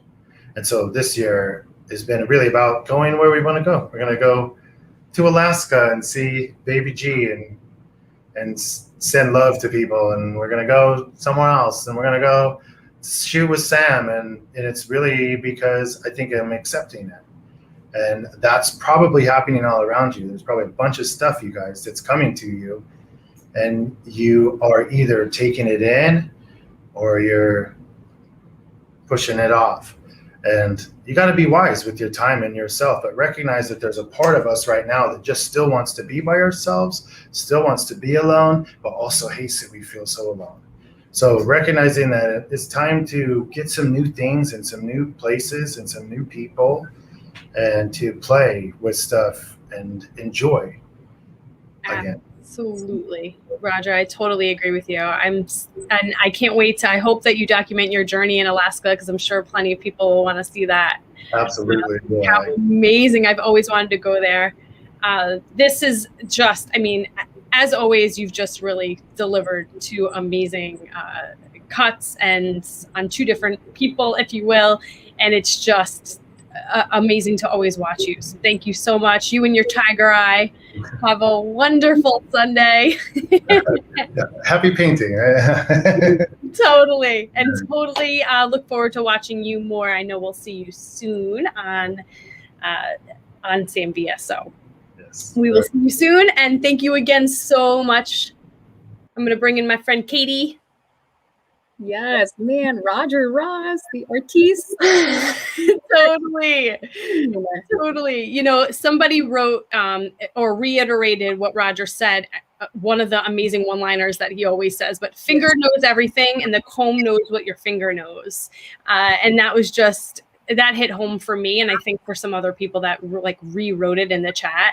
And I just wanted to bring it back up because you're 100% right. Finger knows everything, right? Angles, wherever you're in relation to the head, and then the comb knows what your finger knows. So that was an amazing little tidbit that I learned during this amazing segment. How about you, Katie?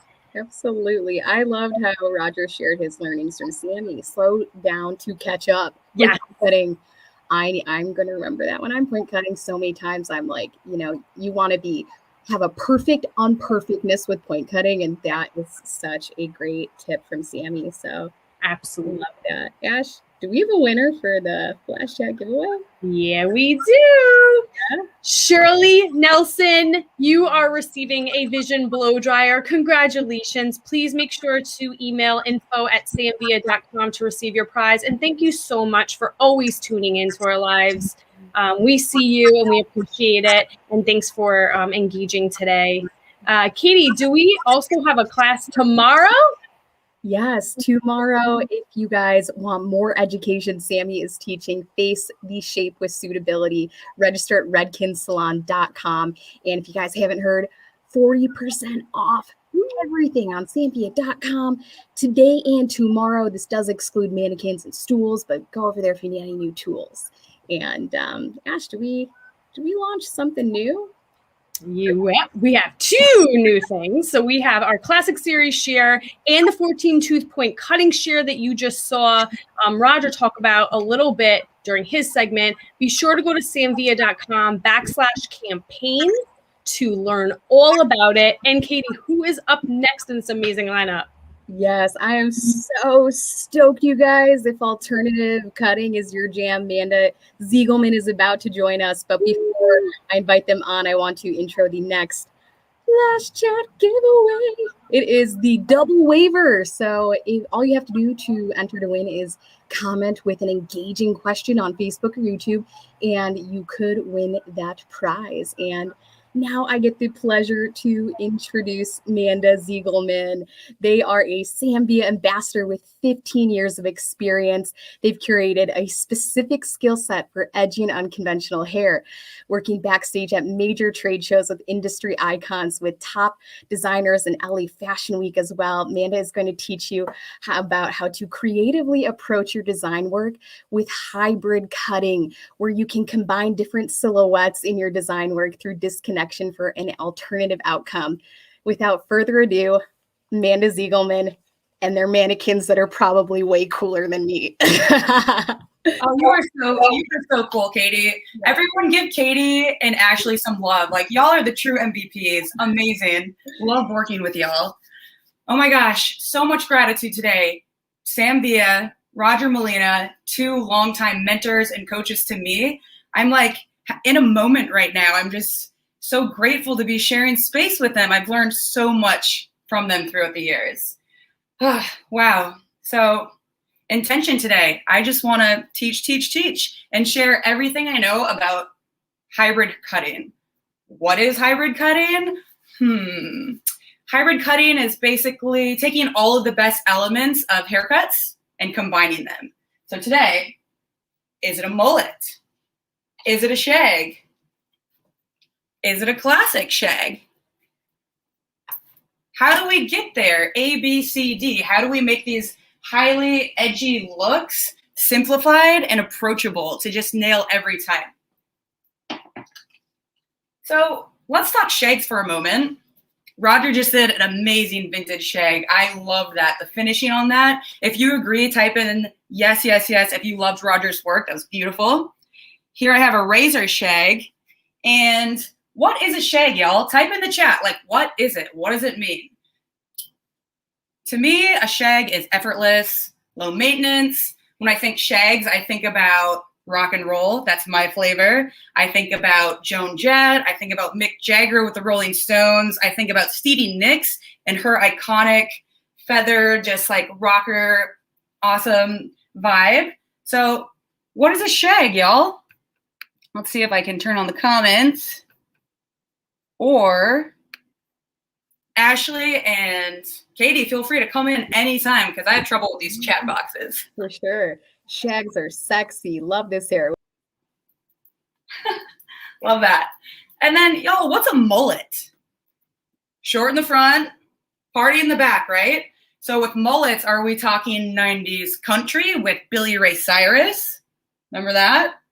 Or are we talking modern, like his daughter Miley, with a cute little shaglet? It's like a combo, right? Or even more recently at the Grammys, Doja Cat. That was a sick mullet. I don't know if y'all caught that, but Doja Cat had a really cute mullet that was actually cut by my pal Shrunken Heads. They did a great job. All right, so hybrid hair cutting, shag plus mullet. What do we call it? What do you call this look? Type it in the chat. What do you call a shag mullet hybrid? Been hearing a lot of shaglets. I asked the same question on my Instagram page recently, and people were saying all kinds of things. A shamoot, a shamullet, and a keyhole cut. I'm going to call it a shaglet. What are y'all calling it out there? We got shullet, shaglet, shake and go style, shag mole. Love that. Okay, y'all. So before we get started, simple breakdown of sectioning here. If you want to take a picture, I got it mapped out for you. We're going to do fringe, face, layers, and then the length. Yes, we're doing things a little bit differently. We're doing the length last. So again, type it in the chat. Fringe, face, layers, and then the length. You got it. Awesome. And if you've been learning all about shags, you probably know the tool of choice. Let's open the magic bag of tricks here. Love a razor cut. I love to razor shag. Now, I don't know about you, but I get kind of bored behind the chair, and I want to spice things up a bit. Not only for me, but for my clients. I want them to be inspired because what's it about? It's about our clients. You know, want to keep it challenging, keep it exciting, keep it all going, you know? Okay, so let's welcome Danny, this beautiful model here, all dolled up for you, Sunday best. And understanding head form, I already am reading the hair the second my guest sits in my chair. I'm already visualizing my end result. And I'm going to simply just break down this sectioning here. So, fringe first, right? Let's cut it. I'm going to go and take my combs and do a little double comb action here. I'm going to use the fine teeth of my comb for tension and grit. If it is problematic, if these sides want to catch, just give them a little clip out of the way. So clipping them out of the way. To the fringe we go. The fringe is everything that lives and wants to fall on top of the face. So we're going to comb to the left, that left, comb to the right, so we can really see our first cut and our first sectioning. So here it is. Directly in front of the nose is going to be our visual guide throughout this entire haircut.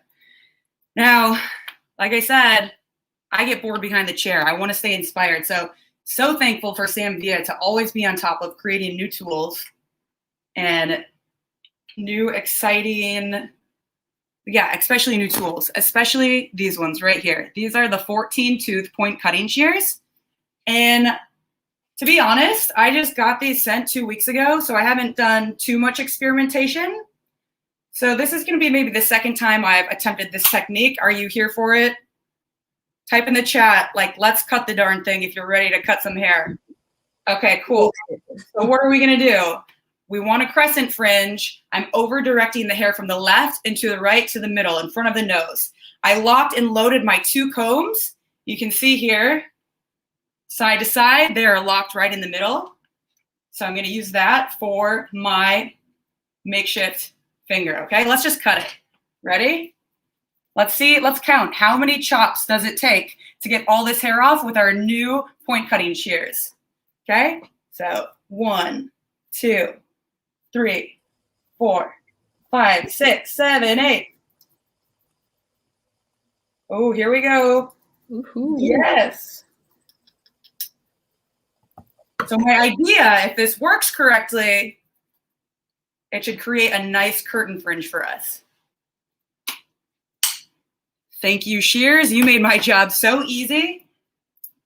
All right, comb it to the side. And we have that beautiful, soft fringe ready to go.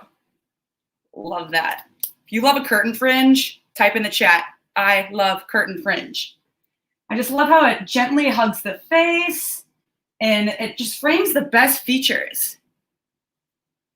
this is a great opportunity to check in with your guests, look at them in the mirror, play with that fringe, give it a little sculpt, and say, so I think that looks great, Danny, but how about we take it just a little bit shorter? Are you good with that? You would look so good. It would really bring the attention up to your eyes and frame your best features. You good for that? They say yes. Let's cut some more hair.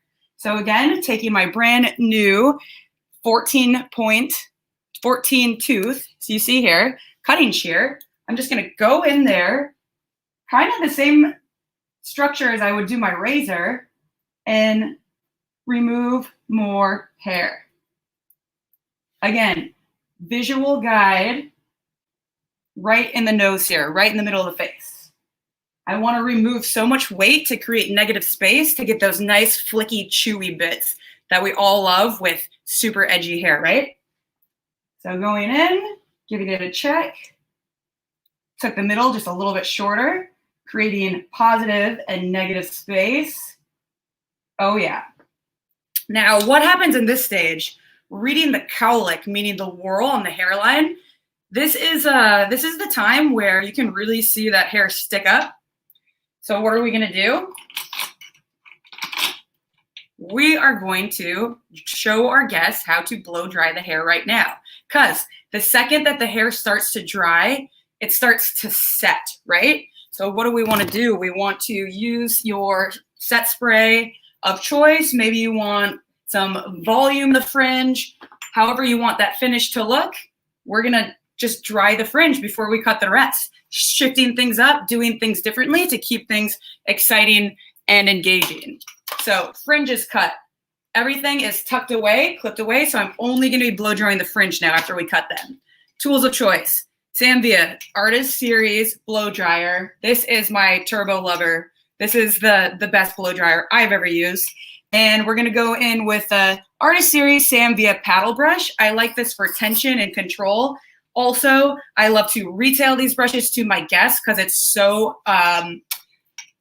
diverse and multi-use. So, teaching my guests how to style their bangs from the get-go with their ultimate statement piece here. We're gonna crisscross, applesauce, X marks the spot, back and forth, following that brush with our blow dryer.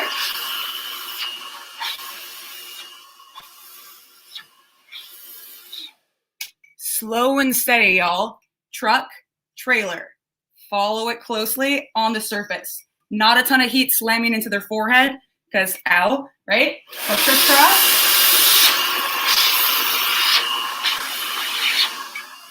And back.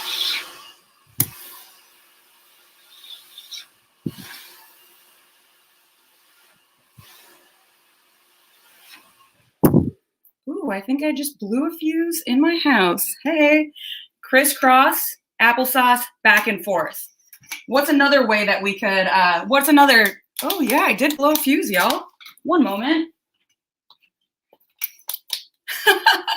Well, problems, solution. Can't handle the artistry. Wow, that was strange. It's a weird day today, right? With all the glitches, Mercury's like going into retrograde, and I got my crystal. wild world out there.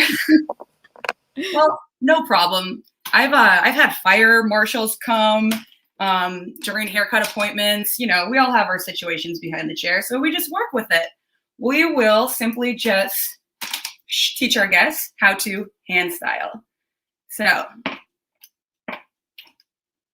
the intention with the crisscross blow dry with our paddle brush was to neutralize those cowlicks and get the fringe to lay softly and correctly.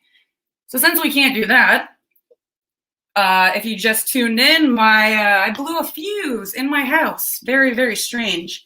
So I have a little bit of sea salt spray. I'm just gonna guide this hair into place.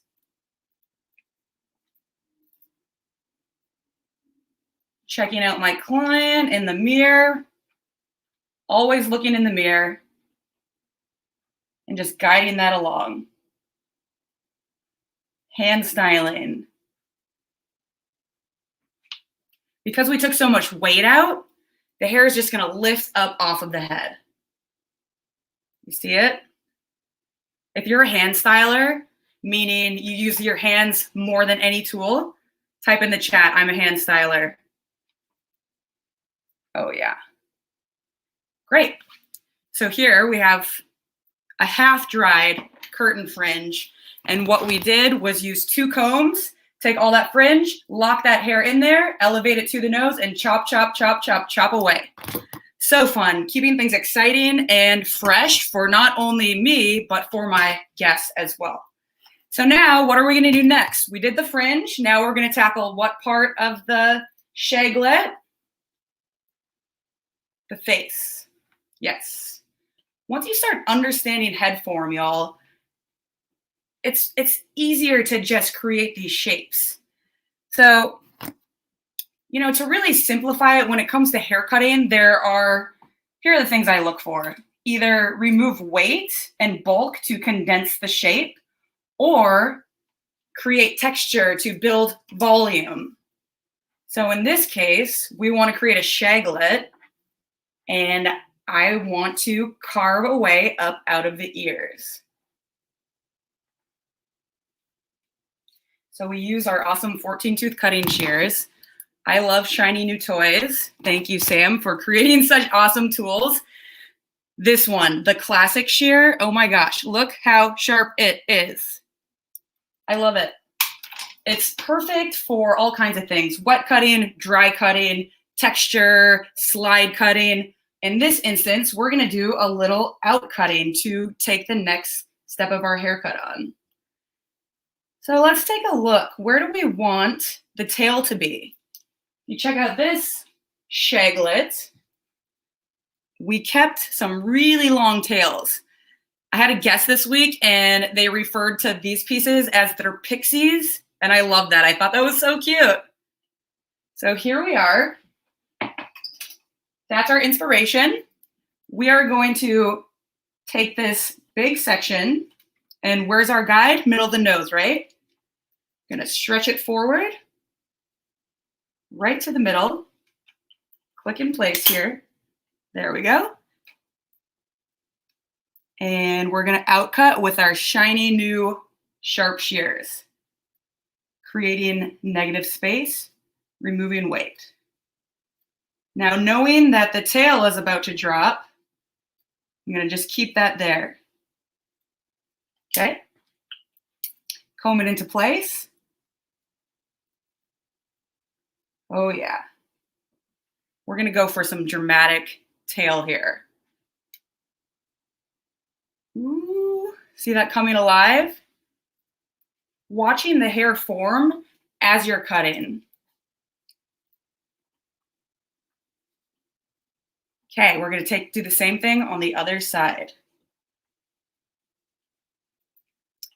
By the way, all these mannequins, can we just give it up for Pivot Point International? If you're a fan of Pivot Point tools and mannequins, give some love in the chat. Like, so grateful for them, right? So grateful for them, because not only are they doing things ethical, they're doing things sustainable, and they are just making the world a better place in the process, which is what we're all about. So to the other side, we're going to take on the face layers. So what are we gonna do? We're going to over direct all that hair, big sections, y'all, big sections. We're gonna look our guests in the eye. I like to stand in front of them in the chair when I'm working behind the chair. Use a lot of tension, visual guide to the shortest length in the middle here. And we're going to outcut, meaning that we're cutting the hair out to remove weight and to create negative space and make the hair just do what it's gonna do, okay? So visual guide, watch your fingers, watch your fingers, watch your fingers, and oh, almost cut off the tail, which is what we want for the drama here. So I'm just gonna leave that and let it fall. Combing that hair into place, sculpting it along as we go. How are we doing out there, y'all? Hope this is helping. Looks dope. I love the disconnection with that face frame. That is sick. So you're going to get a shag, right, Katie? A shullet, a shaglet. Send me to Portland immediately after this. I'm getting one. VIP experience in my Shear anytime. Yeah. Cool. So as the shape is starting to take place here, what happens when we want to disconnect around the ears? It's been my experience that sometimes I can get a little bit carried away and cut too much off or just not cut enough off. So we're going to do a visual security blanket here. Take a good old-fashioned pin curl clip. Look at your guest. Literally, like, where you want the hair to remain, put a little clip on it. That's your insurance package to keep those long taily bits. Check for balance, go on the other side. I want to keep these tails really long and dramatic in the front, living for the dramatic shullet disconnected looks these days. My clients can't get enough. It's like they see these things on Instagram and they come in and they just want it more dramatic and more dramatic and more exciting and more fun. And I'm so excited and I just can't get enough. Okay, we're going to do a little cutout around the ear now. So just going to hold that hair straight up over the ear. And how do you think we're going to cut it? I could just chop. Should I do that? Yes? No? Well, I love to work smarter, not harder. So we're just going to go for it, y'all. That little cutout that we want around the ear, we're going to stick that hair straight out. And I'm going to give it a chop, make a wish. On the floor we go. And now to make my life so much easier, I'm going to take my new 14-tooth point cutting shears and hold that same section and just give it a little chomp, chomp, chomp, chomp, chomp, and comb it into place. These point cutting shears create such softness, and it literally just kind of blends perfectly, imperfectly, and perfectly perfect into everything you're trying to do. So let's go to the other side. Same thing. Gonna go do things differently. Take that section in front of the ear, on top of the ear, where we want the little carve out, creating some disconnection, elevating it out, and drama. Here we go. Now that was a blunt line. I want to immediately soften things up. Gonna take that hair out and cut, cut, cut, and chew. And you see how this cuts with lots of chewiness and lots of texture, but it's so easy. No strain on my wrist. I'm just into the haircut and dedicated, and here it is. It's already shaping up. So we can see, yes, Katie, hi. Howdy, we got a question from Francis Daniel. Were you over directing the face frame to the nose, or was it like just straightforward? Ooh, great question. Yeah, the face framing, the sides, we over direct it to the nose. That's going to be our guide for pretty much this entire haircut. To the nose. Hope that helped. This sectioning is so easy, y'all. For those of you that are just tuning in, it's fringe, face, and we're about to do the layers, and then we'll do the length. So coming in, I'm happy with how the front looks, happy with this fringe. I've got my tails, the long parts of the hair, clipped, because that I want to keep, so I don't want to get too blendy and go back in there and blend it. So what are we going to do? Put a clip on it. This is the part of the haircut that gets really exciting. Your guests can already see the transformation starting to take place, right? They're becoming more aware of their features. They're smiling. They're just loving it. But oftentimes, would you agree, they want to keep their length? They're nervous about it. This is why I like to save the length for last. So before we go and cutting the short layers up top, which makes a shag and a mullet, I'm going to go and take these epic no bend sectioning clips, and we're just going to, everything in the nape area in our length section, we're just going to clip it out of the way so we don't blend it too much. This is all about disconnection, you know?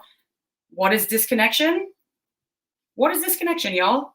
Webster's Dictionary. What is disconnection? Disconnection is simply the state of being isolated or detached. So cool. Now, in haircutting, in regards to haircutting, I feel like disconnection simply means anything that's not totally blended, which in modern haircutting and hybrid haircutting, you need to do it. You can't just be a blender. To create these new shapes, you got to do things that you've never done before. You know, the number of ways to do things in life is limitless. So why limit yourself? Okay, this is my favorite part of the haircut appointment. This is when I encourage my guests. First of all, I prep them. I say, are you ready for the most dramatic part of your haircut? And if they seem excited about it, I'll say, go ahead and take out your phone, post this on Instagram, tag me. And they love to feel special. Guests want to be featured on my Instagram stories. They just love it. It's part of the experience nowadays to get really social, to make them feel like they're important and you love what you do and you want to feature them on your page. So, all right, Danny, are you ready for the most dramatic part of your haircut? I am. You are? Are you out there? Are you ready? Type yes. I'm assuming that we're getting some yeses. I so hope so.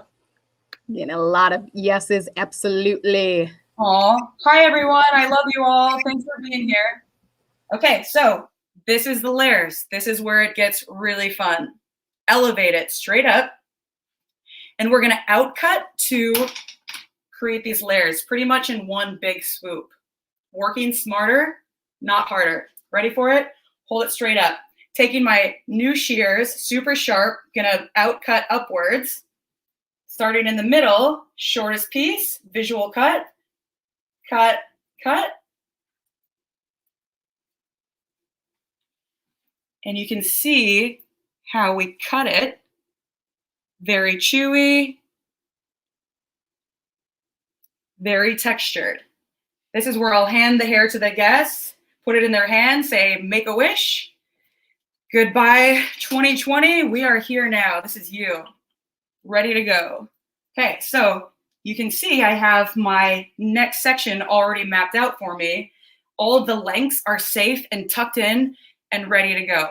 What I'm going to consider during this part is combing these short disconnected layers in place, really thinking about where the whorls are, where the cowlicks are, and starting to hand style and seeing them taking place.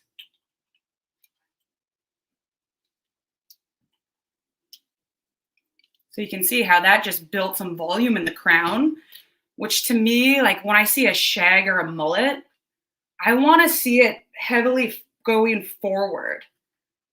Oftentimes, folks that are new to this type of haircut, they're really uncertain on how to style it. And then it splits and you get a lot of volume here, and we know what that looks like, right? So it's up to us to educate our guests how to style it. Say, hey, this might be something you're getting used to, but you're going to want to push all this hair forward so the layers make sense. Okay?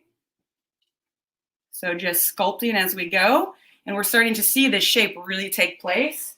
Again, our inspiration was the shag mullet hybrid.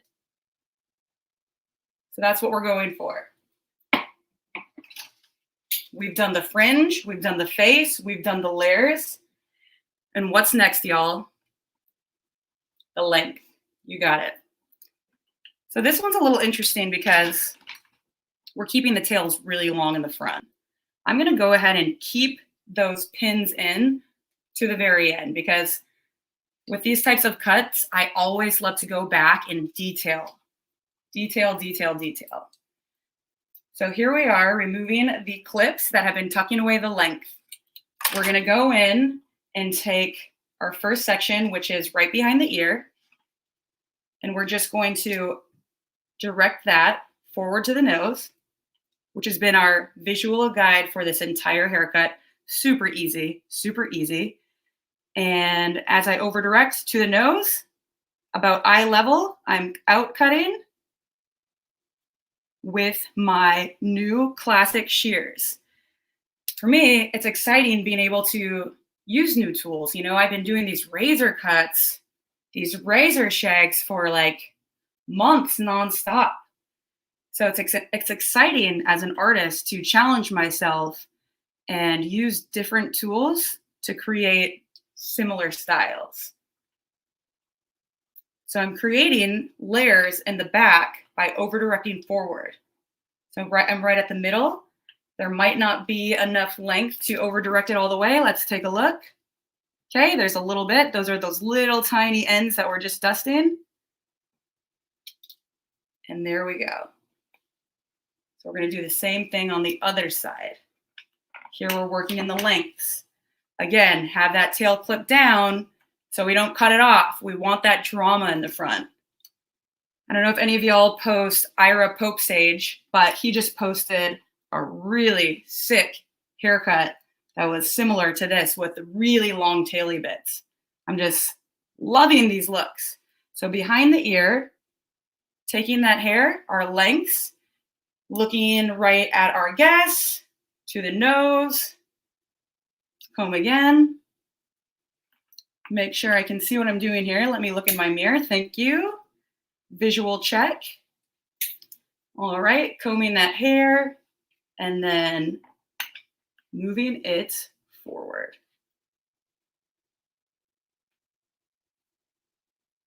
Notice how I'm using the inside part of the shear.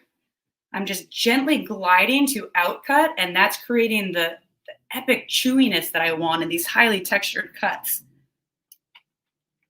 So going to the next section in the back, thinking about the length, taking all that hair, combing it forward in front of their face to the same guide we've been using all along, right in front of the nose, holding our fingers right in front of it, the middle shortest piece of the bang, connecting it in the front shortest piece, and awkward angle, y'all. Trying to do better at being on camera and teaching, but it's a little awkward. Thanks for understanding and working with me here. Okay, last piece right in the middle of the nape.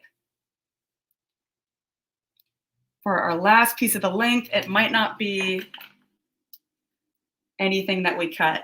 Yep, just the tiniest little bit. Love it. It's coming alive, y'all, coming alive. So this is the part of the cut where, you know, it's half wet, half dry. We're really seeing the shape and the form take place. Again, my favorite tool is our hands to really emphasize the flicks, to emphasize the bits, and really put your signature on it. Now I'm going to just take a visual look, take a step back. Sometimes when you're working up in your client's hair, you're so focused and attentive to details that sometimes it just takes a step away. Remove the clips and take a look. Awesome. Check out the silhouette, you know, it's all about shapes and silhouette. Did we build enough volume? Did we condense enough shape? Yeah. I think the universe wanted you to hand style because it's looking dope. Amanda, we're getting some questions about outcutting. Some people aren't familiar with it. So is it like a fusion of slide cutting, but like you're almost like tapping the hair? That's a great question. Yeah. So what I mean by outcutting is simply instead of cutting inward and point cutting in, I'm just going out of the hair. So it just creates a more dramatic, chewy texture. Awesome. And you get those really sharp points that we're looking for in these kinds of shapes.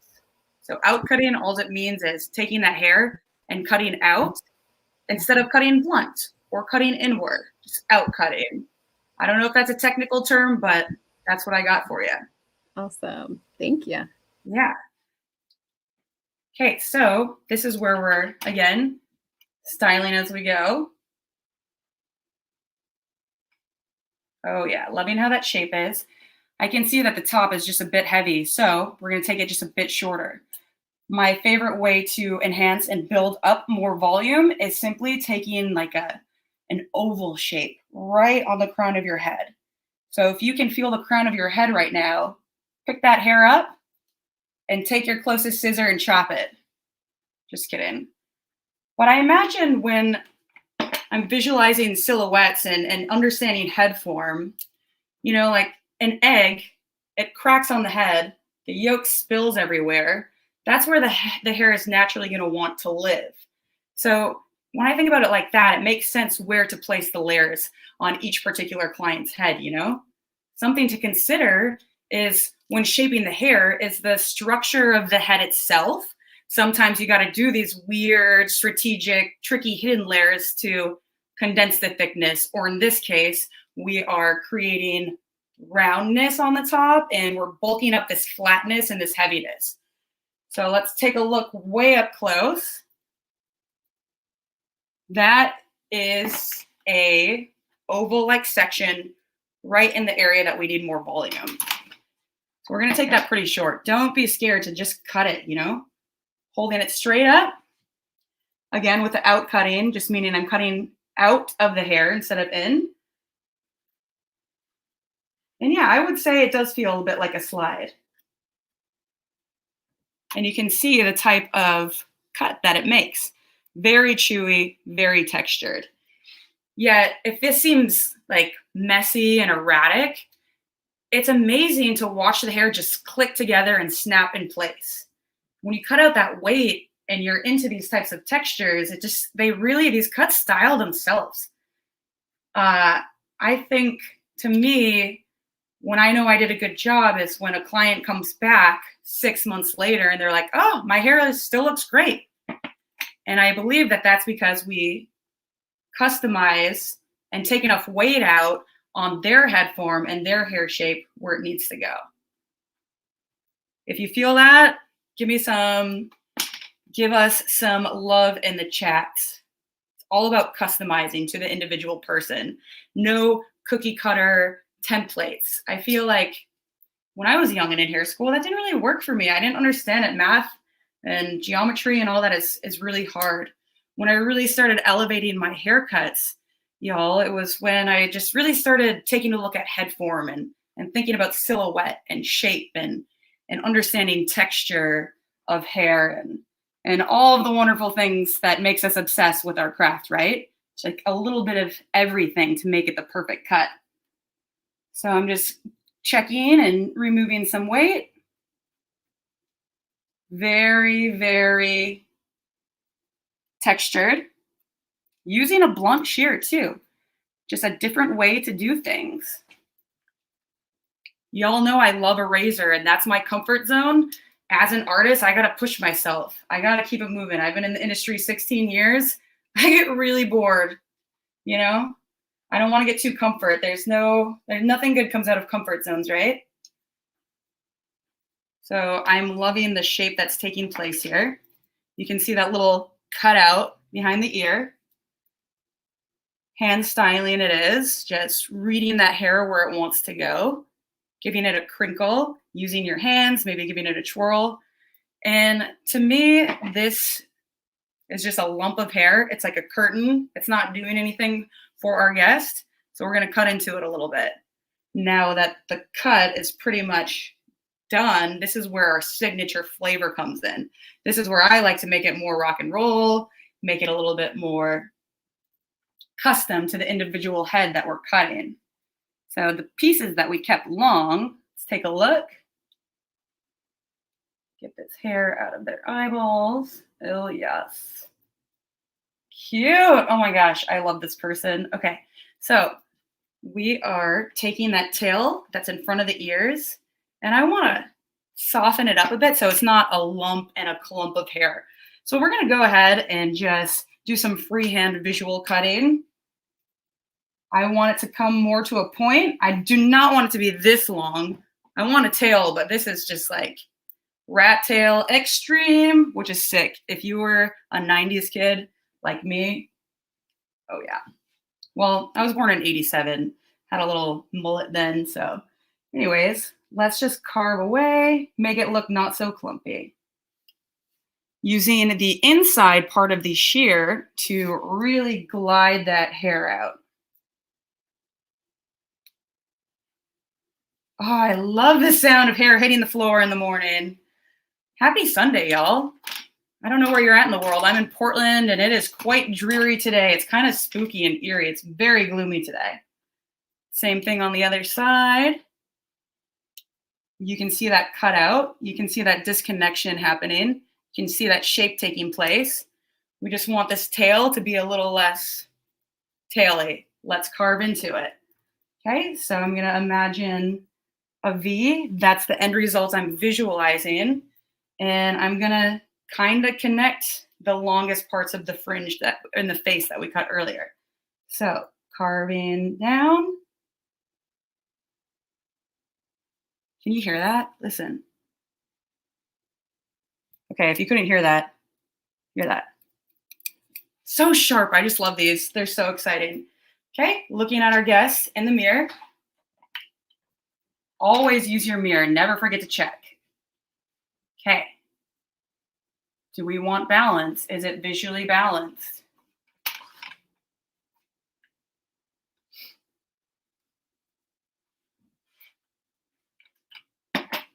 How's it looking? What do we need to do with this cut? How are we feeling, y'all? Doing good? Maybe Katie can come on here and I can reset my circuit breaker so we can get to some styling. Yeah, if you want it, go and reset, go for it. And then I'll read you this really great question from Caroline Marcus. And I kind of relate to this, to be honest. Caroline says, I have a hard time with leaving the disconnection. I want to blend badly. I absolutely love the look you're creating, though. Any advice on how to get over anxiety of disconnection? I feel like Amanda just continually said, you just got to cut it. Yeah. I think I need to take that advice. And I'm a blender. I totally have that just desire to go back and find a way to connect everything. So it's so hard. Yeah. When you look at disconnection, and it's so much, especially now you're seeing it so much more. It's so difficult to just let it be, right? Especially if you're principally based.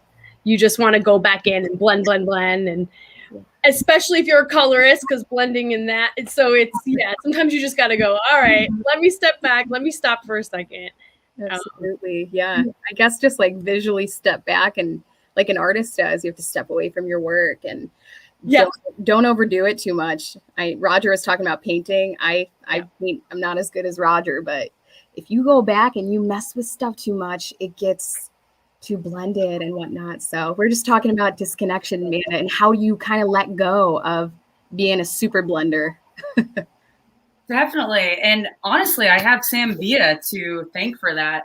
Back in the day, I took a disconnection class, and it just blew my mind and changed my mind. I remember the class. I think it was somewhere down south in like Nashville, Tennessee or something. And it was the thickest head of hair you ever seen.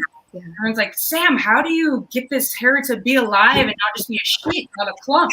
And Sam went in there underneath and just took so much hair off, and it blew my mind.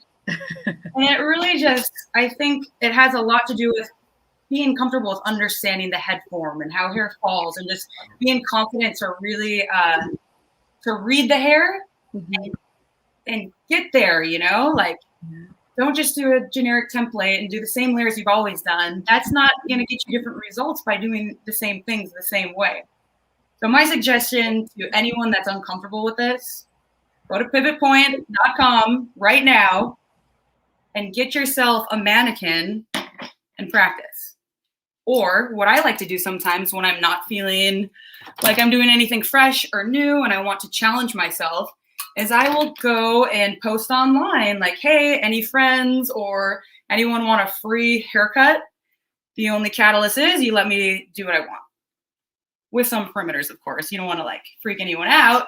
But, you know, that's a way to get excited about cutting hair and trying something new. So just be creative and make it happen. Because this type of cutting is really fun. feel like it's so liberating and so freeing. So thank you, Katie and Ashley. Again, give it up for them. Saving the day. Oh my gosh. For those of you just tuning in, my power went out. So I reset the circuit breaker and yes. Okay. Thank you, universe. We're going to get to some styling. And with our mullet, our shaglet, which is a shag mullet experience hybrid cutting, I'm going to go in. I love using sea salt. So whatever your flavor is, this is a Himalayan pink salt. I rub it in my hands like lotion. I will also put it in my guest's hand and have them do the same thing. So rubbing it in like lotion, working it in the scalp area because we want volume. So working it in, working it in. Meanwhile, your client is experiencing that product, that scent, they love it, and they're already thinking about taking it home, which equals what? More income for you. And for me, it's not about selling retail. It's about creating, like having these looks be recreated for them very easily at home. So let's kick up the notch a little bit, shall we? So again, clipped the lengths down. And we're going to build this volume up. So I'm simply going to take my blow dryer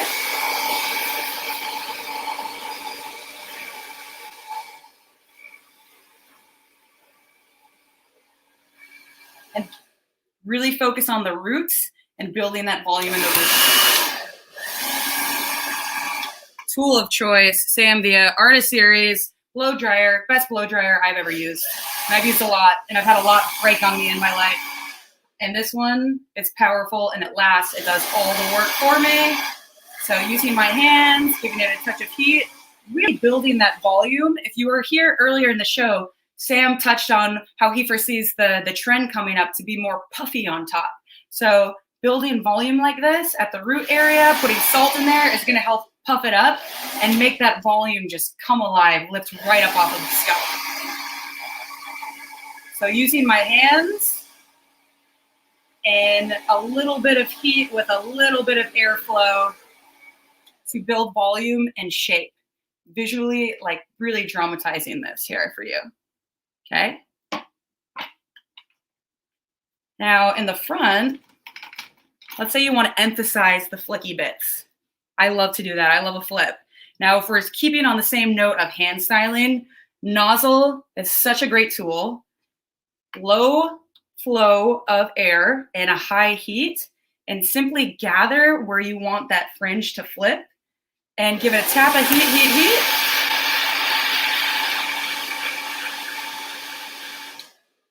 And then crinkle it into the head. And you can see how that created such a beautiful hand-styled wave. So can you use a brush to really polish this out? Oh yeah. I really love showing my guests how to make their lives at home so much easier. So again, this is Danny. Danny, I already had them put the sea salt in their hands. Now hold on to this. Here, take my tool here. Give it a touch of heat. Heat, heat, heat. Give it a crinkle into the head. Push it right in there and watch the magic just happen for you. So effortless, so easy, which in my opinion is what these hairstyles are all about. You should literally be able to wake up and they should style themselves, in my opinion. I love texture. What's creating this texture for us is just cutting the damn thing, to be quite frank. Okay, so what do we do with the taily bits in the front? Let's emphasize them. Let's create a little bit more motion and flow and drama, shall we? So let's go ahead and take that tail, give it a twirl, give it a touch of heat. We know the three elements of drying are heat, tension, and cooling, right? So I'm breaking that down in my mind, thinking about it. Little heat, heat, heat. My tension's right here. I'm gonna give that a smush until it's cool, and then I'll release. And then the hair is more likely to remain in that shape. So write it down in the comments so you remember this. Heat, tension, cooling. Heat, tension, cooling. All right, now if this is a bit too messy for you, and let's say this is your client and they just want another option to really refine the look, so easy. Take a round brush, we're going to just scoop that fringe in the brush, roll it back on the diagonal here. Hair is literally mostly dry. This is takes 2 seconds. Even if you wake up and your hair is sticking straight up, get a round brush, mist it with your favorite like style primer or setting spray. Give it a mist, and then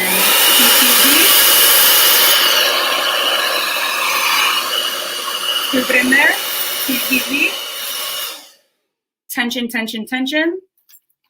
And then as it's cooling, release that brush out and away from the eye. And that's how you can really dramatize that beautiful curtain swoop for a different option for styling. Okay. So we built up the volume in the back. See that shape? Let's release the clip so we can see those lengths. Oh yeah, gorgeous. Using my hands to build up that volume. And exposing that ear a bit. Remember, we cut out right behind that ear. Look at these short pieces. So super cute option, right? If they want it to really look like more of a mullet instead of this shag, like it looks from the front here, what can we do? Tuck it behind the ear. Tuck, tuck, tuck.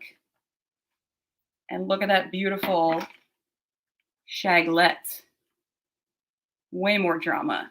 I think the main difference between a shag and a mullet is mullets have more of a cutout and more exposure to the ear. But here's our security blanket if we want to have a little hugging all around the face. Okay, so using my hands to style, build up that volume. I'm loving this. No tricks or charms here, just pure love. Pure love. Getting your hands in there and being confident that your cutting did the work for you. Having the confidence to remove enough weight so that hair just lifts up off the head. And again, just to reiterate, those of you out there that are kind of a little nervous about this extreme detached hair cutting, like we all have the option to try a little harder, to think a little deeper, to, push a little further. I just want to remind us all, myself included, like, don't insult your potential with doubt. We all have no idea what we're capable of. So long story less long, let's just get in there and cut the dang thing. It's okay. All right. We did the fringe, face, layers. That was our shortest dramatic bit. And then the length. This is a good opportunity when it's just about styled to, again, what's our best tool besides our hands? The mirror. Actually, look at your guests. Let's see see how they're responding, see how those lengths are doing. If they look a little frazzled and sad on the ends, when they're dry, no problem. Go back and detail. Just take those little dead bits off. So satisfying, right? Not carving a straight line, because if we do a straight line, it's going to mismatch the entire vibe of the haircut. So just visually see the areas that have the most fuzz or the most splitty, obnoxious bits kicking out on you and cut them. Reminding yourself to keep some negative space, right? Oh, yeah. Shaglet. Shag, mullet, hybrid haircutting. If you learned something today, type it in the chat that you learned. Maybe you want to go the extra mile and say what kind of technique you picked up on or learned today. Danny's looking dang good, Amanda. Awesome. Everyone's loving your quote, don't insult your potential with doubt. That's so good. And I just want to read some comments that came in because I don't think you can read them. Amanda Neem said, I love how excited and passionate you are about hair and teaching. Sasha Yo, nearly 1 a.m. here, but I can't stop looking at Amanda to do a great mullet. So thank you. Love it. Yeah. And y'all, these are just so easy. This basic sectioning, use any tool, whatever inspires you and you're most excited about. Fringe, face, layers, lengths, outcut, visualizing your end result, working smarter, not harder, just cutting the dang thing. That's a big one. And the possibilities are endless. Just get creative and don't be scared because you got this. You're a hairdresser. You showed up for education. You're amazing. Yes. Tara Duddy and a few other people said that that Danny's cut resembled a heart, and I thought you would love that, so I wanted to say it. Ooh, I do love that. Thanks for that comment. Right? So awesome. Y'all follow Manda Ziegelman on IG. They post the sickest cuts. And I'm sure if anyone has comments or questions, they can message you. And Manda will be back on the comments too to answer anyone who we didn't get to. But thank you so much, Manda. These looks are insane. They are beautiful. So thank you all. And you know what? If anybody wants to see a live shaglet cut, you and I, Katie, are going live on Instagram on Wednesday on SamVia at 2 p.m. Pacific time. And it's going to be a live person, a live human. I'm going to cut on air. So yeah, excited for that. May 26th at 2 p.m. Pacific, y'all on IG. So make sure you tune in. And man, I just want to share what I took away. Oh, please. As a hairdresser myself, I loved how you did that, the outcutting in the face frame with the disconnection. So many times of clients are like, I want some length up here, and I just cut it too much. So I love that disconnection right there. Ashley, what did you get? Well, I actually love the idea of prepping the client before the most dramatic part of the cut, and then having them snap a photo and sharing it.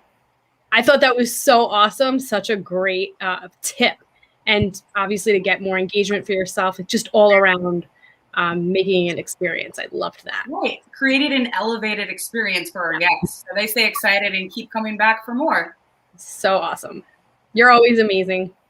Yes. Y'all are amazing. Thank you. So good to be with you today. Thank you so much, Manda. All righty. I think there's some more education happening tomorrow, Ash. There sure is.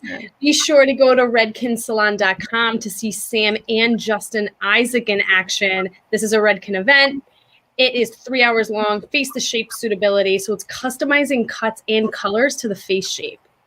Awesome. And we are announcing our third Flash Chat giveaway winner. Britt Hawks, your comment rocked. You are winning a double waiver. So email your shipping info to info@samvia.com to receive your prize. And we have some hot deals, do we not? Yes, congratulations. We have a 40% off site-wide sale at samvia.com. Be sure to go on today and tomorrow to get that amazing deal. Awesome. And if you guys have not heard, all the artists have been using our awesome new classic series cutting shears. They're launching June 1st.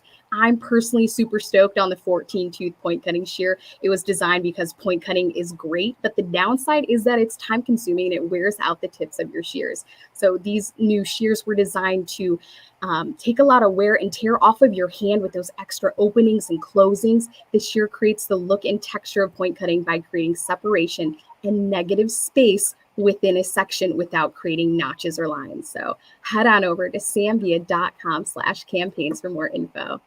Ashley, who's wrapping up today? Oh my gosh, I cannot wait to try those shears. Thank you, Katie. We're just about ready to bring in Jessie Linares. But before I do, I want to introduce the last Flash Chat giveaway. The viewer who comments the most unique and engaging questions will win a drum roll limited edition midnight blue sleeker. So comment away and text giveaway to the 888 number that you see in the chat box. You're going to win a classic series shear of your choice and a Lydia mannequin. So definitely be sure to do it. Comment away. And now I get the pleasure to introduce the incredible Jessie Linares, who has worked behind the chair for 17 years and is a veteran educator for over 15 years. And Jessie is going to be teaching the modern wolf cut, the cut that you continuously see on TikTok if you follow. So today we're going to actually see a professional version. I cannot wait for this. Let's bring in Jesse. What's up, everybody? Hey. Oh, my light's not on. Hang on. You're on. There we go. Oh, your lights. Yeah, I wanted you guys to be able to see what's happening today. Thank you so much for having me. Jesse, I cannot wait to see this wolf cut. I am so excited. Me either. I thought it was just a term that I heard a couple kids say, and that's why I wanted to talk about it. And then, the day after we landed content and set everything in stone for this, boom, it hit CNN and now everybody's talking about it. So it is a kind of a cut that you can sort of do whatever with, like the pixie or the mullet. Those are really broad, very wide encompassing terms that can incorporate a lot of different techniques. So I'm looking forward to getting into it with you guys. Are you gone? We're not talking anymore. I'm talking to them. Here we go. So some things that you can look for in today's program. Over the next 45 minutes or so, we're going to just come up with an attack plan for the wolf cut, which is also a mullet, a shaglet, a bi-level cut if you took a state board exam ever. It has by many, many names, but the basic structure of that shape we want to look at. And you know me, I hate teaching a haircut just so we could say that we taught a haircut. So we're going to look at each section as an individual element. And I would love for you guys to think about short haircutting ideas in general as we go through this. Because yeah, it's a wolf cut, it's a mullet, but in a lot of ways, it's very much like a grown-out pixie. So a lot of what we're going to discuss today will be usable behind the chair in a lot of short haircutting applications, including men cut, all gender cuts. So, and then we will also be featuring the brand new Classic Series shears. I was very excited about this. I've worked the booth for a long time on our sales floors, and we have amazing stuff with ergonomic benefits, but there's always somebody who asks, can you give us one that has like a regular old handle? So I'll be featuring some new things that we have today to talk about with you as well, and talking about some of the things that make them unique and not just a classic shear, but there's many of those. So as we get into the material, please ask questions. I'm going to have my eye on the comment chat feed a little bit, but it's not going to be my primary focus. So if you've asked a question and you've asked it twice and it's not getting answered, then we can count on Katie or Ashley to let us know, and I'll definitely get to it. So just getting her pre-dampened a little bit. We're going to think about the wolf cut. I was really hoping that AV was going to prep like a howling sound. That way, whenever I said the wolf's cut, we'd hear this kind of, and there it was going to be. But next time for sure. I just thought that would get a laugh. Woo! There it is. Thanks. Somebody's got to do it. That sounded like Ric Flair, but it's either way. I don't think anyone in this room knows who Ric Flair is. All right, we're going to think about the haircut. The wolf cut comprised of three major components. We're going to have the top, we're going to have the back, and we're going to have the sides. Behind me on the board, you can see that I've scribed out the sectioning and cut patterns we're going to use. At some point today, I will get away from the camera and zoom out so you guys can all see that. That would be a good time for you to snap a screenie, get that screenshot if you want to have the sectioning for yourself. So make your screen full size and be ready to grab that. So what am I doing right now? We're carving out our side section. I'm doing one here while I talk, and then I'm going to do one and talk about it for you. Just pushing this off to the side. Let's raise her up a little bit now so we can all see. There we go. That's what she was coming to say. That's why we love the song. Well, I want you to know that we have a lot of people that know Ric Flair. So. Okay. All right. I'm impressed. I had heard that, professional wrestling had a resurgence in popularity over the past years. Yes. So there it is. Yeah. I only know because I was alive watching that stuff for real when it happened back in the day. Young Jesse wrestling. All right. So let's just talk a little bit about what I've just done. And I'm going to detach her from the mannequin stand for a moment just to show you the top of the head here. We're picking a place to isolate the side, giving a nod to the so-called parietal ridge or the vertical transition, but really designing a section line that gives us something that we need specifically for this shape. And the way that we found this is that we're going to pick like a spot in the hairline, recession area, maybe the corner of the eye, which is what I'm going to work with today. And then from the top view, you want to just draw a line that as you view it from the top aspect, that it appears to be a straight line that moves directly back. And since we're exploiting that straight line on a round object, we're going to end up with a line that traces this out. And you can see it already starting to kind of scribe that big wide mohawk that's going to give us that, you know, action in the baction, as it were. So just like that, let's do the same thing on the other side. I'm 5'8", so I'm going to have to bring her down so I can actually see this. Forgive me if you don't see her jaw, but we just talked about it. And I'm moving the hair back in the direction I would like it to flow. Hot tip from Sam back in the day. If you want the hair to part a certain way, begin to move it in that way. A lot of times we would say, I find sectioning vertically to be very easy. And that is because the hair is usually hanging that way for us. So if I want this line to move backwards, go ahead and start moving the hair in that direction. I'm loving the control that I'm getting over this wet hair. That comes to you today from one of my favorites. This is Redken's Here Comes the Focus. Play Safe 450 from the Extreme line. Badass thermal protectant, gives us a lot of thermal protection, plus a little bit of styling power, as you can see there, giving me that memory on the hair. Awesome cutting aid. And since we know we're going to be blow drying it here in a little bit, setting myself up for success. Looking for that corner of the eye, finding that spot on the head, and then notice how I'm looking at it from the top, and then just working it back over, making sure I keep that line from the aspect which I'm viewing from, which is top of the head. It should look perfectly straight. Carrying that line on down, working my way around. Should once again get that nice curved section on the side of the head. How you guys doing out there so far? Oh, I did say that, didn't I? Supposed to watch the language. Sorry, folks. Every now and then one slips out, but I promise, no S words, no F-bombs. You're all good. We're all adults here, right? You know, I try and keep it PG-13, you know? If I've seen it on primetime television, I'm probably going to get away with it. Just kidding, Sam. I'm keeping it clean. Now that we have Netflix, it's kind of a little different. So you're good, Jesse. I know. I mean, I think by the time we're 12 years old, we're all grown up in this world anymore. Sorry, folks. Sorry. All right. So just going to bring this on back here, put it out of the way for a moment so we can think about it later. So I'm 46 years old. I want to be transparent about that. I've been working in the salon for going on 18 years now. And for all 18 years of that time, I lived and died by my guests, truly making the paycheck that guaranteed my survival and that of my family, standing 32 to 40 something hours a week behind the chair. And, you know, bless my clientele, they've aged along with me, right? So they see trends too, but a lot of times their maturity or the confines of their workplace or what have you is going to dictate that they love the feeling of that trend.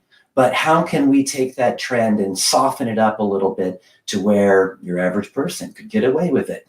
And so it's already been happening. The extremities of the so-called wolf cut are beginning to soften up a little bit. I've been having some of my guests bringing me pictures showing me that these softer mullets, mulets, if you will, and giving it something that's a little more salon-able quality, something that your average person might be able to wear. And it's about evolution. Real quick, if I could just make that point.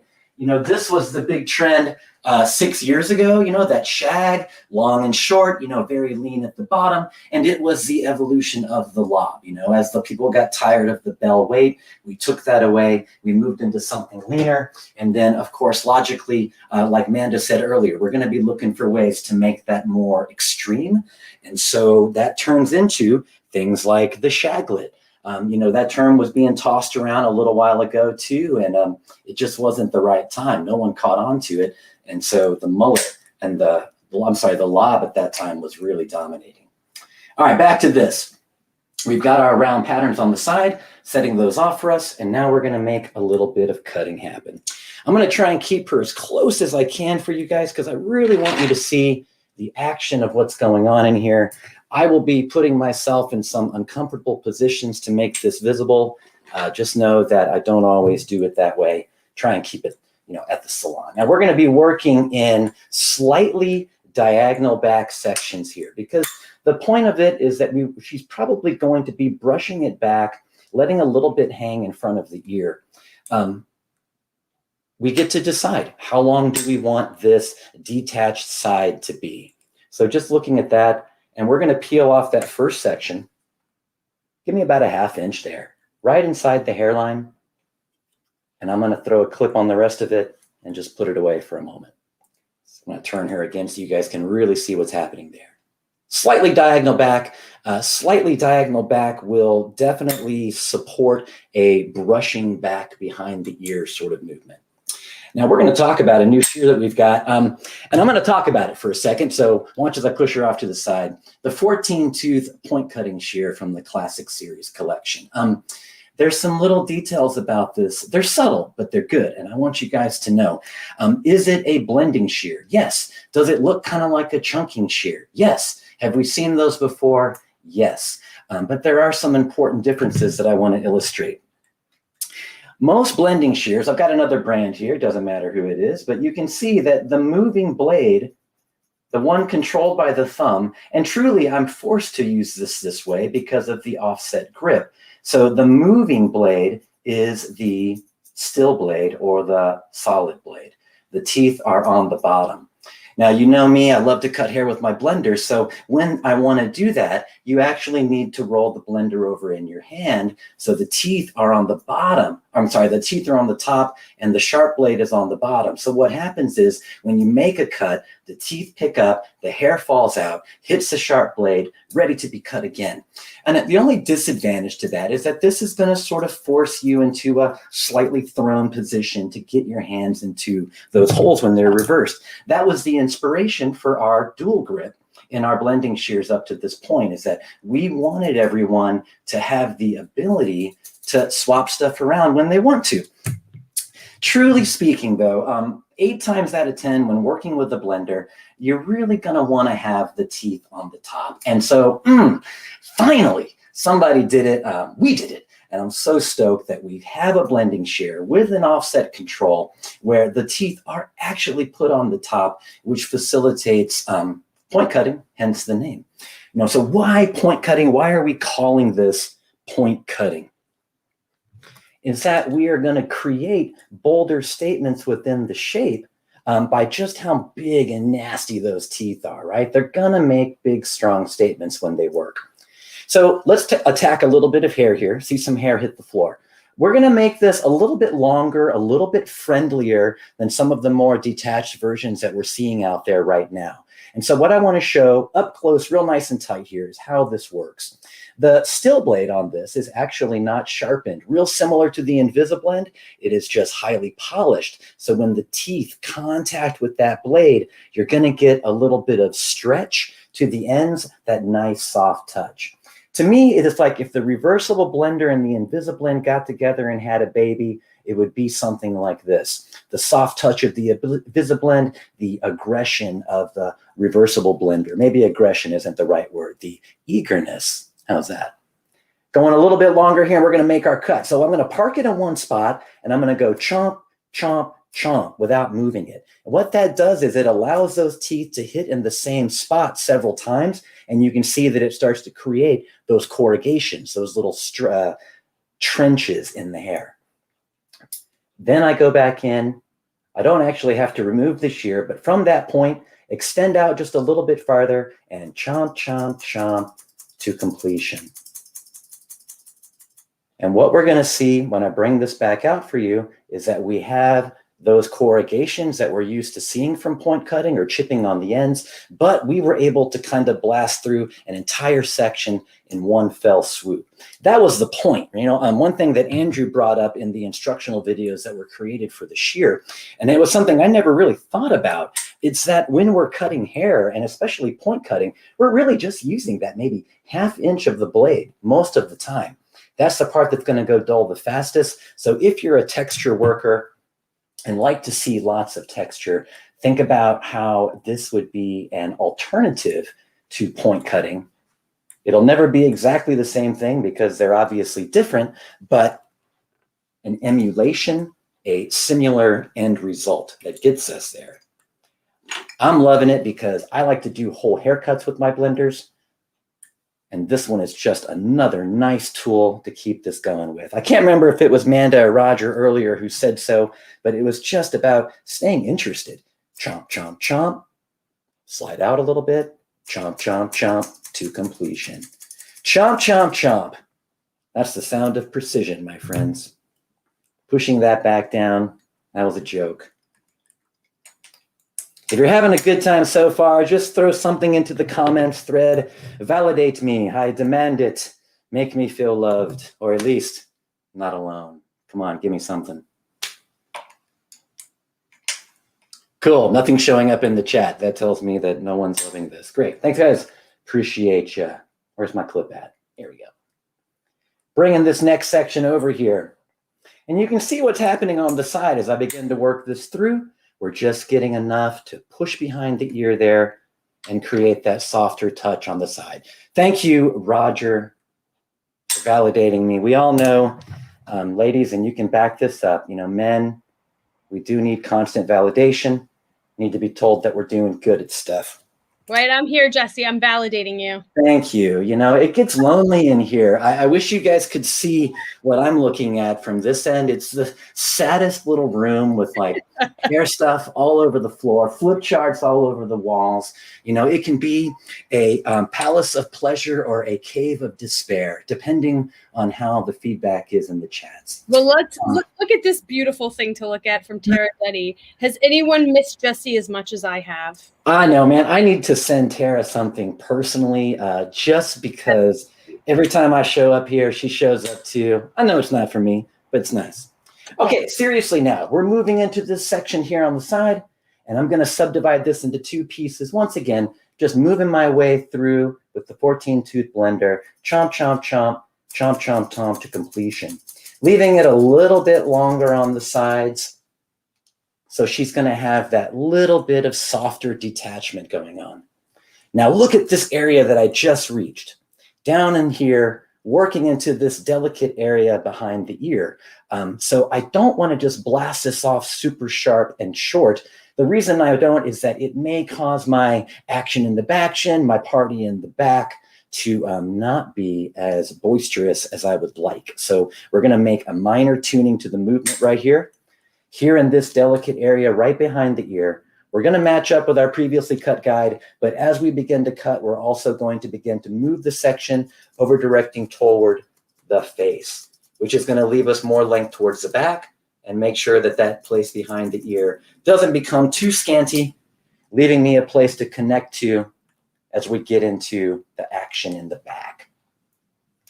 Here's what we got on the side so far. Just something very nice and pushable that'll go behind the ear. Pops off the head a little bit more because it's a mannequin, but hey, we still love them, and we especially love our mannequins from Pivot Point. I can't say enough good things about Pivot Point ever. They truly do make our job possible by creating the industry's best mannequins, the tripods that we use, and just a great bunch of people to see. Next time you're at a show and you see the Pivot Point booth, definitely pop in there and say something to them because they really do care. It always stuck in my mind, you know, as young Jesse, the burgeoning educator, that even when I would step by the booth and talk to them, they would treat me like I was just as important as anybody else that they talked to, Sam Villa or any of the other guys. And they always wanted to know and really did seem to care about what I thought, which is, I'm not used to that. So that was nice. Here's what we got on the side now. A nice little bit of softer length that's tuckable behind the ear if they like. Think of this also when we work up our longer pixies. This carved out section that leaves the back to itself and allows you to detail this area would be a great way to make a first step in your detached pixies or anything that you're working on. They are all getting a little bit longer, not quite as shorn on the side, definitely showing off a little more softness. Let's move to the other side. I'm going to move this through just a little bit more quickly for you because we did one already. Switching over.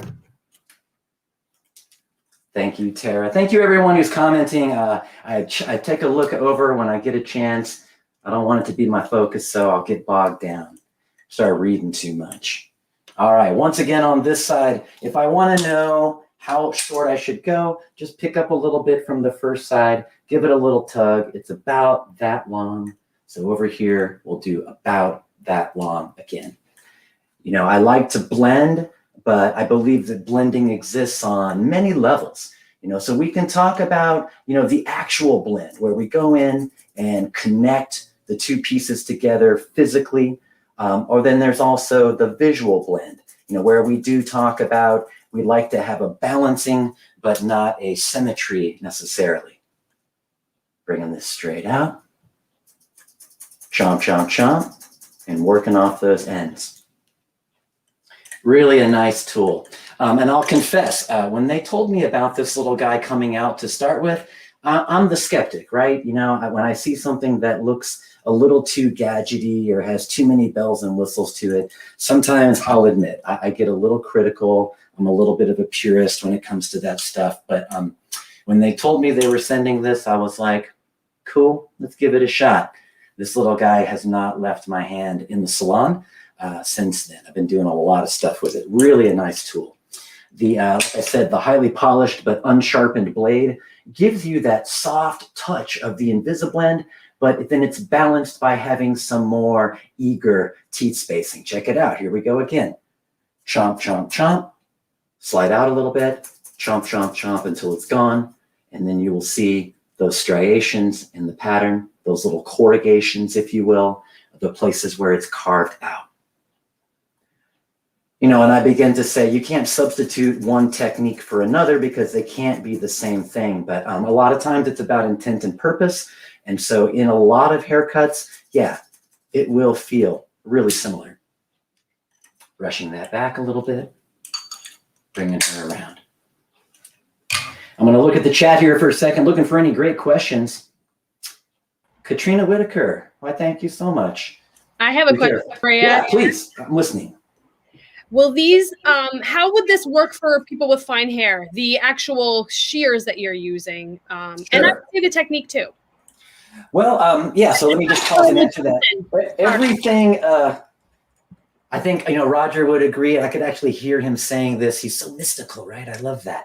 You know, everything is everything and anything is anything when it comes to technique. So, you know, whenever we get on here and begin to work, we are always, every single time, asked the question, can I do this on fine hair? Can I do this on coarse hair? Can I do this on extreme textures of hair? And guys, and by guys, I mean hot people from all over the world, I'm going to tell you, the answer is always yes. You can always do it under certain circumstances. So when working with finer textures of hair, and by finer, I'm talking about the thickness of the stalk itself, not density. You know, density is something else. Texture type and density is how we describe the hair. So the fine hair or hair that is not dense enough, sure, you can always do things the same way. You can do razor techniques. You can do texturizing and blending techniques, but you just have to exercise a certain degree of caution in where you leave or remove that density. And that is actually true of all textures, all types of hair. I think that what a lot of us need to do, and myself included, you know, I've been smacked down over the years by people where I brought a question to them and then they asked me, how many people have you tried this on? And then, you know, we do some self-exploration because truly, guys, no one can answer the question but you. You know, you have to put your hands on hair with your individual idiosyncratic movements and ideas and the way your hand moves and the tool that you put in your own hand. And then the person who's in front of you, what the conditions are, and then what we have to do to meet them. So I don't want to sound like I'm making categorical answers, but yeah, you can definitely do this. If you're using a blending shear, you might park it in that spot a little while longer, make your drawing out movements not so extreme. Roger said earlier, those ends need friends. So as we do that, just making sure that we're respectful to density, where we put it and where we remove it. I hope that answers your question. Thank you so much for that. All right. Got our sides finished. Now let's just take a look. You know, they give us that little bit of soft brushbacky feel. And then we left ourselves some safety net right there behind the ear that will allow us to carry the shorter sides into what is about to be that somewhat longer back. Thank you, everyone who has joined us today. It means so much to have you all here. Please, you know, think about live education. We're hitting a time and space in our history where I think these things will be able to happen again. And I know that every single educator who's been on here with us today would tell you that our mission is always to appear in person in front of you, to be able to share our ideas with you eyes to eyes, and to be able to guide your hands as you try it yourself. Please think about these things now and how we could all get together. I live for that. You know, I do this stuff, I do shows, just trying to connect with people, trying to see if I can get myself invited somewhere to talk about hair with some people. So looking forward to seeing everybody on real stages this year, in the classrooms, doing everything like we used to, with the added benefit of some new things too. Separating this top now from the back, we're going to just continue to work our round section and kind of carry that around the back of the head, meeting up at a point somewhere in the crown. That is for you to interpret. You know, knowing this, how far we get down into the crown, stay here. How far we get down into the crown is going to begin to set up what kind of volume and action that we get from the top that bridges itself down into the length. So feel free to bring that section farther down if you would like to see a more weighty crown. This is mullet talk. This is pixie talk. So if you're doing something that's disconnected pixie, think about drawing this point down to a farther place, maybe in the O-bone range, that gives us all the fullness in the crown that we want. If you're working with really, really, really, really thick hair and they don't need all that help, then you might take your section slightly higher. Fine hair versus thick hair, where do we put density? Where do we release density? So I'm just going to take this half of the top, give it a little twistaroo, and stick that over there. Carrying this one over as well. Virtual learning is awesome. I mean, they say, you know, the cell phone and the laptop is the new classroom. And that is for sure. We've proven it. Our very first show must go on broke like a quadrillion records. So we knew that people were ready for something like that. But, you know, you got to round it out. Don't let one mode of education be your only mode. Pushing this top away, and we're going to look at the back now. Put a little clip on this and isolate it up. Cool. Now we have this back here. Now I'm going to take the mannequin off to the side for 30 seconds, and I'm going to reach over here to the old lens, and I'm going to zoom us in on the sectioning that I've drawn. And you guys just let me know if you can see that. Just give me a yes or a Y in the comments thread if this is visible to you well enough that you can see it. Okay. It looks good to me, so we're getting in there. Here's the first thing we did here on the side of the head. We had this nice round section carved out, and then taking those slightly diagonal back sections to finish it up. Over-directing slightly from behind the ear forward to make sure that we had those delicate areas preserved. You know, don't remove all the action in the baction unless you kind of want it to feel like a long mohawk.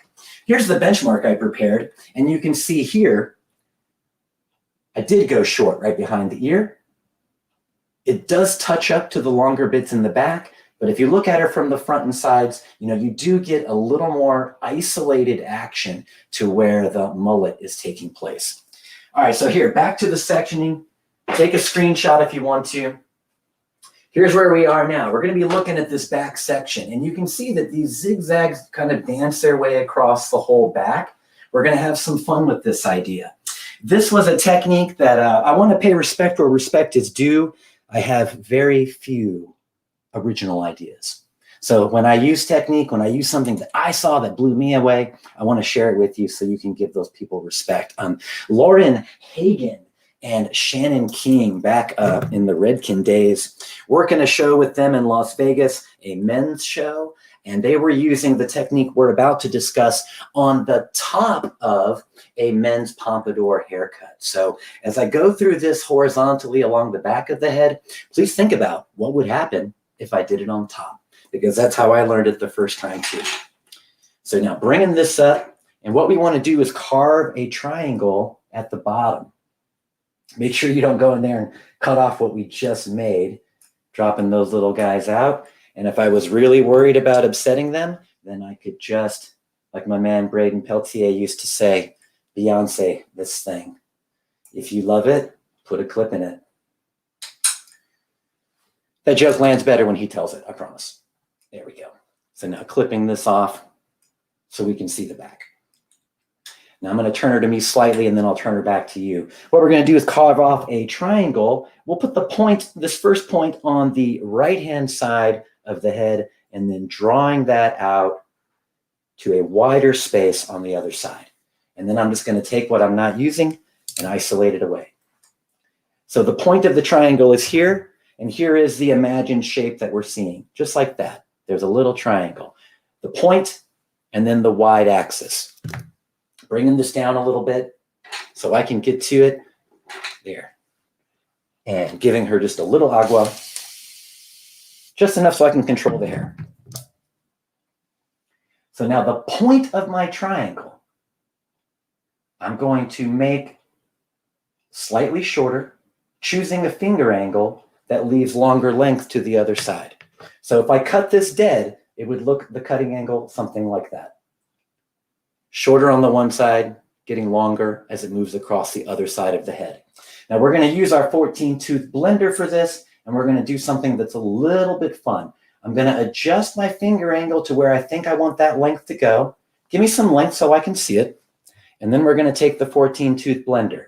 Now I'm going to show you the action first before I actually cut it. We're going to cut, and then as we cut, we're going to pivot from this axis and begin to remove the hair as we pull it away. It's going to give us a short side, but it's not going to just clonk it off. It's going to give it a little bit of fading away wispiness, which will accomplish giving us negative space on the one side, but without removing all of the length and giving us short little chunky guys. So first cut, locking in at a finger angle, and then beginning my cut, and then beginning to rotate off the axis, allowing that to get a little more dense. So you can see when I bring this back up that there the first line is implied, but then it starts to kind of fade away as it comes down. Not entirely removing the length, but creating negative space through lack of density. Oh, it kissed me again. I got cut. No worries though, she's just a mannequin. There is no law against bleeding on them. But yeah, our new shears are insanely sharp. I love it when they cut me kind of like Bonza's blood brothers after that. So don't be afraid, but keep your Band-Aids close. All right. It's not a serious cut. Nobody's worried. I can tell. No one said anything in the comments about my safety. That's cool. All right, so our point was over here. Now the point's going to be on this side, and we're going to carve another triangle. So how skinny or how wide your triangles are will make bolder or more subtle statements depending on how you rock it. So this time, here's the point, and it gets wider going that way. So I'm going to put myself in position once again, and I'm going to move to the other side of the head, I believe. Pardon my reach. Coming around. So once again, we've said that we would set a short finger angle and then watch our hand rotate away using the long side as an axis, leaving the length alone. Leaving the length, but removing the density. Pardon my back, I'm going to have to get in your way for a second and make that cut. So as I'm cutting, I begin to rotate using the long side as an axis, taking it off. Once again, we get the length preserved, but it creates negative space inside the shape that's going to help us collapse the volume on that one side. And then because we're using the long side as the axis, it becomes a stationary cutting point. So the long part will be a little bit heavier, a little bit chunkier, keeping the wispier parts balanced inside the subsection. Or that's how I see it. Moving back over here. Like I said, when I first saw this technique, it was being done on the top of somebody's head. So how cool is that? Points over here now. Draw that across. Another precise sound coming your way for free. There we go. I love the term precision. It's a good one. All right, bringing this back down just a little bit so I can reach it. Cool. Yeah, I used to bleed a lot. There was a time in Huntsville, Alabama, where people came to the stage just to see it because I had become known for it in the area. You know, it was like seeing like a death metal concert. There's going to be loud music. Somebody's going to bleed. Good times. All right, short sides over here, long sides here. I place the shear in, and I begin to cut using the long side as my axis.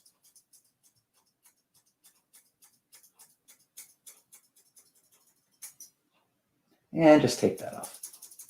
Cutting past the old second knuckle there. It was never about bleeding, people. It's about tension. I proved in my first week of hair school that I could cut myself anywhere from any position. So it was never about that. Just about losing tension. I do love Huntsville, Alabama. I saw someone threw that in there. Brit.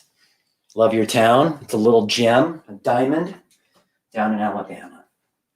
Now I've moved to the other side because guess what? The point's over here now, long side's over here. So I'm going to place myself in there once again. Sorry for putting my back in front of you, setting that length. And then when I begin my cut, I'm going to pivot off the long axis.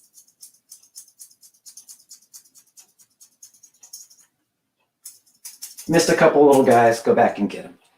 So you can see now that we're getting this very confused texture that's hanging out, getting slightly longer each side, little crisscrossing. What did Amanda say earlier? Crisscross applesauce. She was referring to something else, but I'm going to use it.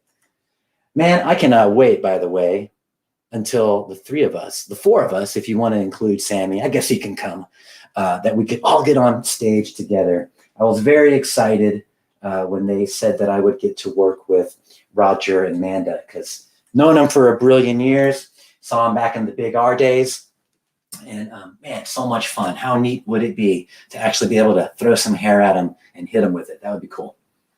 All right, right here, short sides over here now. Set that finger angle. Oh, I'm on the wrong side. Here we go. Short to long. Am I blending to the previous section? No, I'm just visually placing where that should be. Taking a cue from Amanda. You don't want to get too blendy about it, or you're going to lose what makes it great. So set that in there. Use the long side as an axis. Back here. Yeah. I have some questions about the guide. Yes. Where's your guide right now? The guide is understood, implied. The guide is going to be something that we're just going to sort of choose. Okay. What I'm looking for, and this is why I started at the bottom, is that we set length, and then as we lay a section down on top of it, we're going to be looking for that silhouette as well.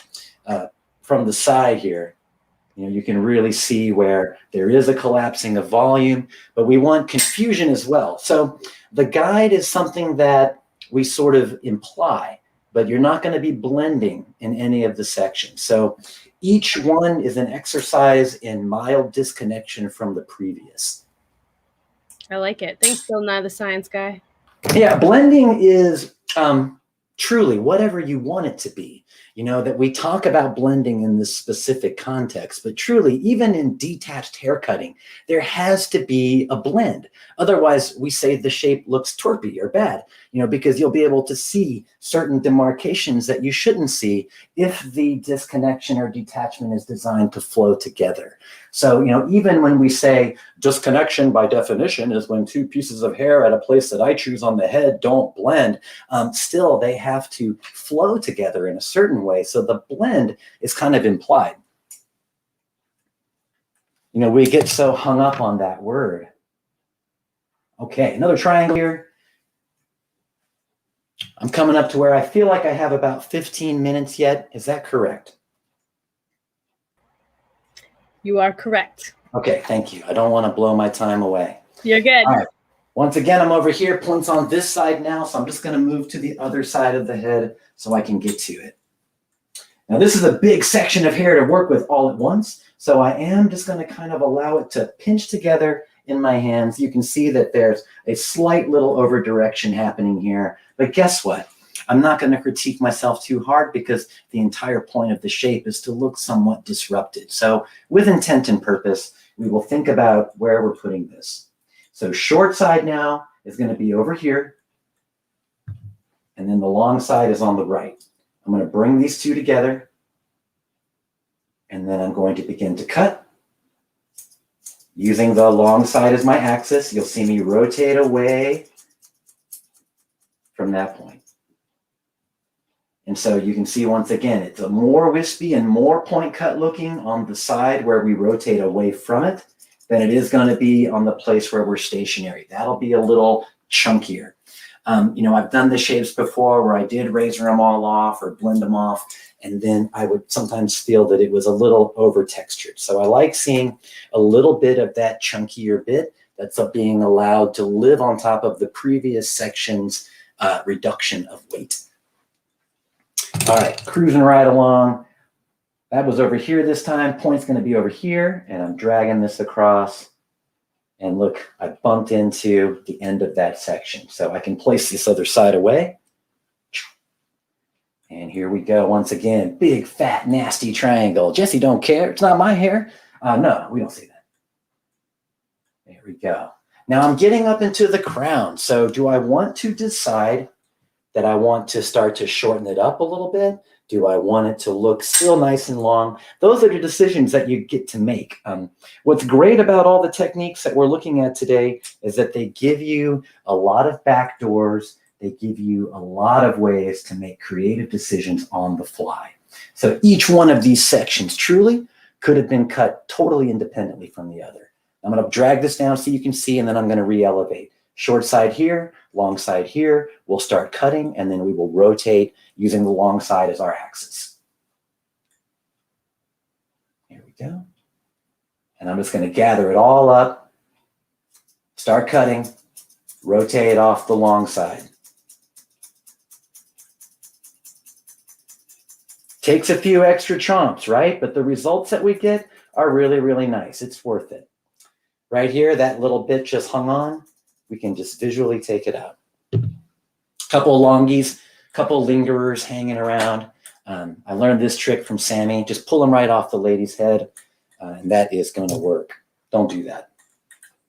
All right, so here's where we are. We have our side now, which is disconnected from this back, but you can see because we used over direction here to tie these areas together that we're getting a pretty nice visual blend on this pretty little mullet. One last section up top here. It's a shorter triangle because it's living on the opposite side of this section, but there it is. There's my point. Here's my wide side. Let's get up there and blast it. Here we go. Make my long side, plant the shear, begin to chomp, and rotate to the long side. And that's going to give us this back section. Thank you guys for your comments. The wolf cut, I think what I read on it was that it was given to us by K-pop, the sort of very pretty mullets that they've been wearing. I'm absolutely loving the push and the pull with fashion that we have with them right now. Kind of like we want to be them, they like stuff, take stuff from us too. So I love it when we feed off each other like that. And so the wolf cut too, though, when you do image search, you're going to find all kinds of rowdy stuff. So, no rules. And that's kind of what I like about today's age of hairdressing. The new school is no school. It's really just whatever you want to do. Technique is, it's how you express your taste level. It's how you express their taste level. Don't be so tied into the right and the wrong of how we do these things. I've said it before and I'll say it again. The only two opinions that matter in the entire world are yours and theirs. If the two of you exit the chair happy with each other, nobody else gets to say boo. All right, we're moving up top right now. Any questions so far? Kelly says, can you incorporate this technique in other cuts? Absolutely. Think about your detached pixies or any pixie that has some length on top. Think about men's hair cutting that has length on top. Like I said earlier, when I first saw the ziggy-zaggy technique, I learned it from Lauren Hagen and Shannon King at a Redken show in Las Vegas, a men's show. So they were doing the top of the heads with this technique. And when I started playing with the mullet, the wolf cut, the shaglet, it just shifted right on down. It's a fun color blocking technique too. Put that in your pipe and smoke it. It's a good one. All right, moving up top now. Oh, my daughter loves BTS. I do not, but I like looking at their hair. They do have good hair. I'm a old punk death metal kid, so boy bands, I like them for what they're doing for fashion and all, but the music. All right, moving up top here, the section just shows us here, we can see these radial patterns coming from a determined place in the crown. So decide where you would like that to be, and I'm going to part this right down the middle. Oh, I dropped her down again. Sorry, I'm so short. Here we go. There. Cool. Just splitting this down the middle so we can get to it. Let's turn her around and tilt her down so we can see how we're going to attack this together. Where's the lock? Okay. So coming from this place in the crown,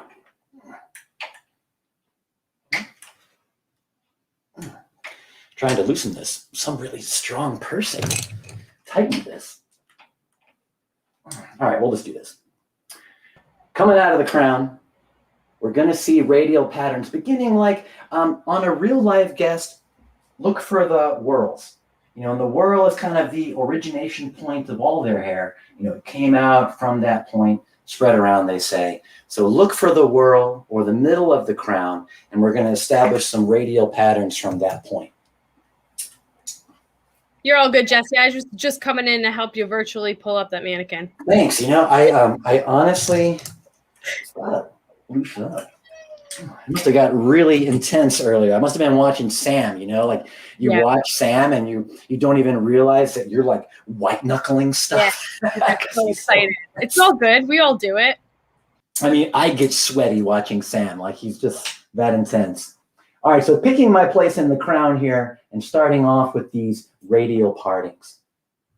What I like about the radial partings here is that in the crown area, one thing I've learned behind the chair using detaching or disconnecting is that people have their tolerance zones for it. And what I mean by that is that, places where we can kind of put up with seeing it, with the cuts in the front, we can put up with seeing, a big flap of disconnection or detachment in the front, but we do not like seeing it in the back or right on top of these corners. So it's going to give us a chance for a nice physical, actual blend here in the crown.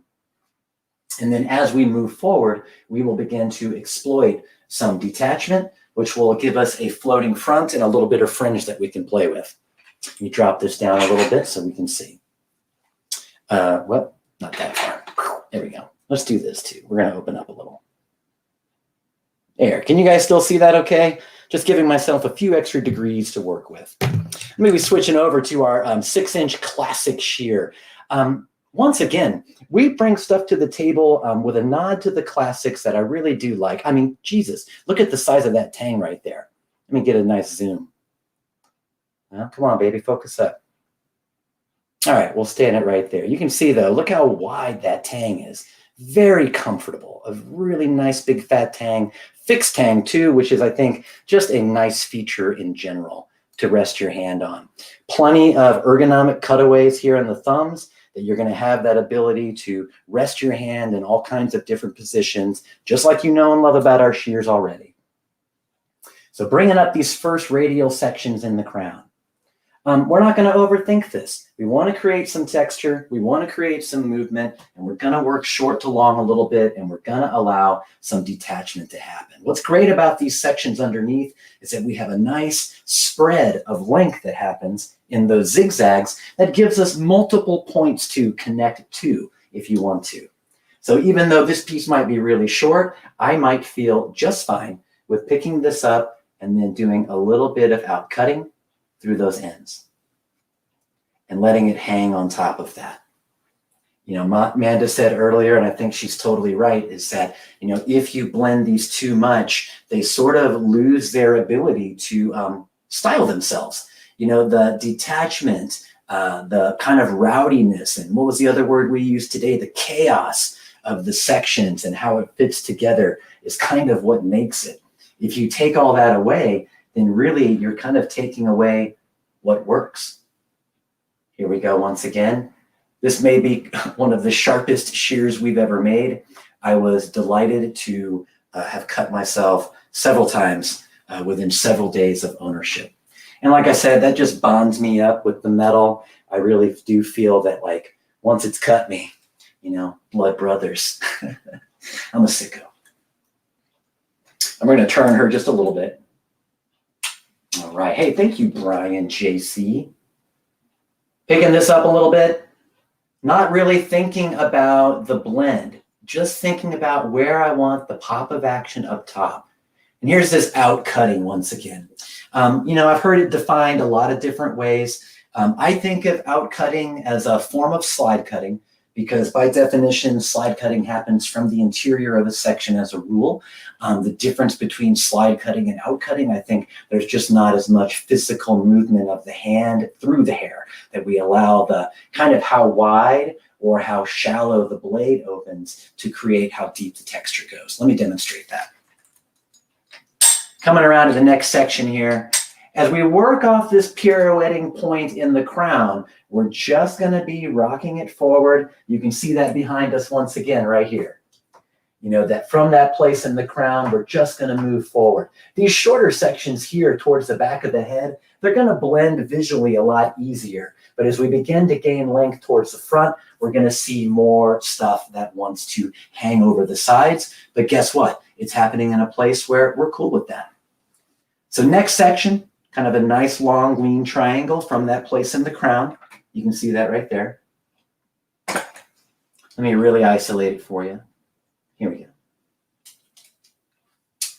You know, now we're getting a lot more diagonal forward movement out of this.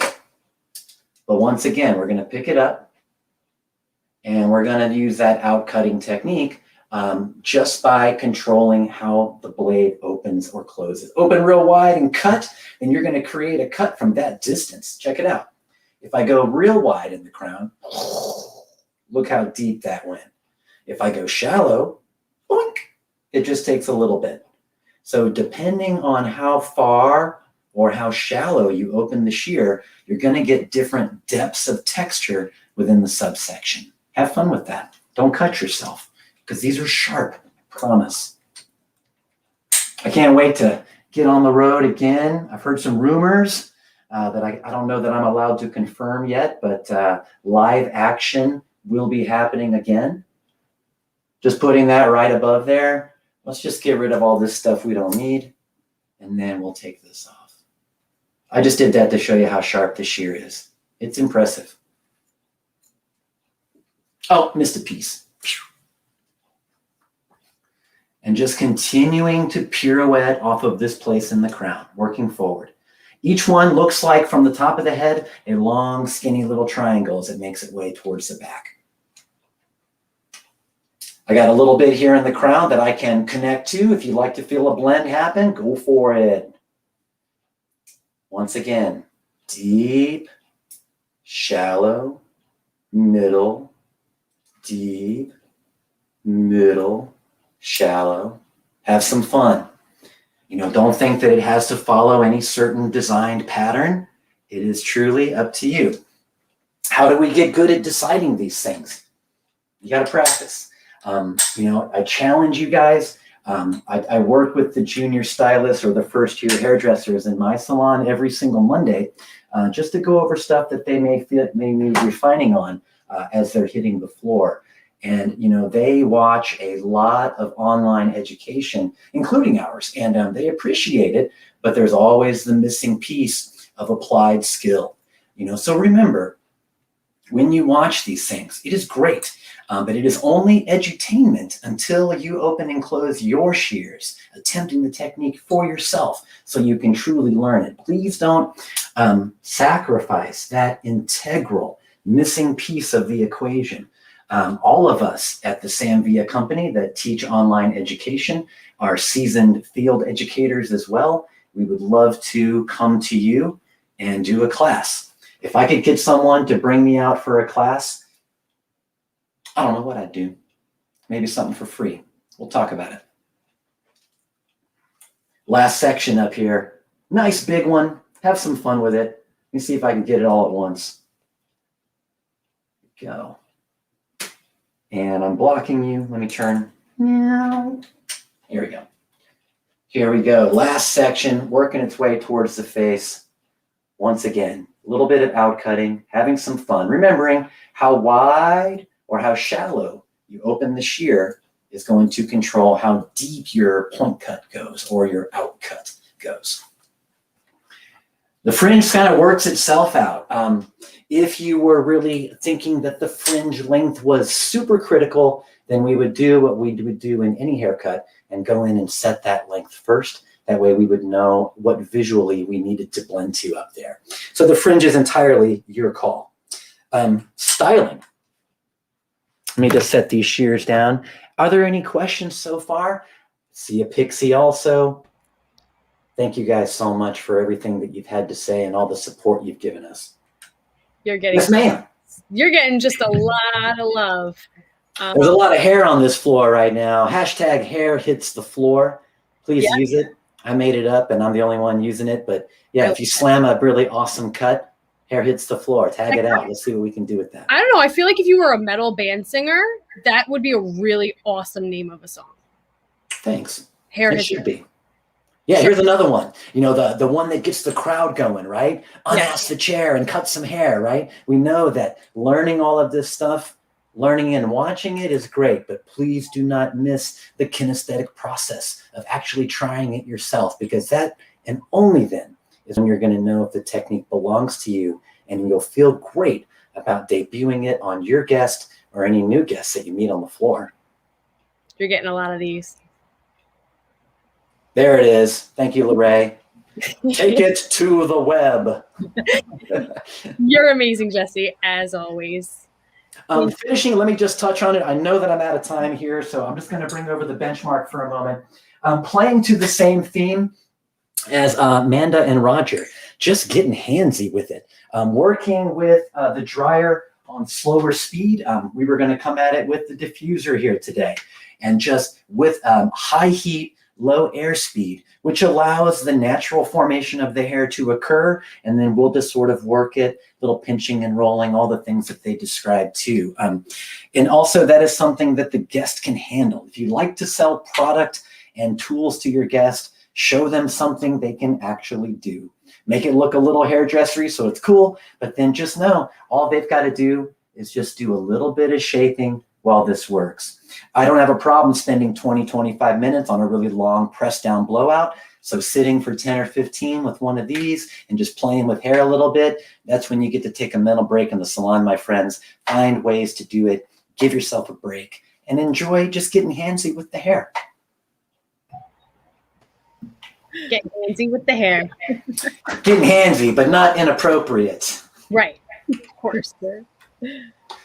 Oh, man. I feel like the drowning pool at the Bodies at the Floor was playing in my head as you were talking about, like, let's oh, no. Don't get too metal on here. I hope everybody had a great time today. Super intimidating to have to go on after so many talented people. I'm pitting this shirt out so hard right now.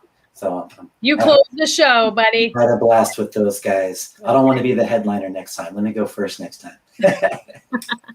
You were amazing as always. This cut, what was so awesome to hear was how many people wrote that they feel that they could use this in so many different ways. That was the objective. Truly, like, one technique that does one thing is a useless technique. If you can't do more than one thing with it, then it's really not even worth activating your imagination for in my book, because working behind the chair is about adaptability, being able to be fluid in the way that you work, and having a pocket full of technique. That way, when someone comes in who doesn't know what they want, you can be like, let me show you one of these. Well, it came off perfectly. So you do it well. Yeah. Appreciate all of you. Of course. Thank you so much, Jesse. I laughed, I cried, I learned, I loved watching Jesse. I don't know about you guys, but I don't know, my depiction of the wolf cut, you know, there's so many things you can find online, but it was kind of cool to see Jesse just recreate it. And maybe this is just me, but I feel like it's a Studio Ghibli anime Princess Diana in a way. I don't know. It's just me. That's a great reference. I would totally agree. And I just love the organic part of Jesse's cut and talking about the guideline and how you just kind of just be fluid with it and just like it's a freedom cut. That's kind of how I was looking at it. I love that. Yeah, watching him outcut, I was like, this is some ASMR. This is very enjoyable to watch him cut. So yeah, that. And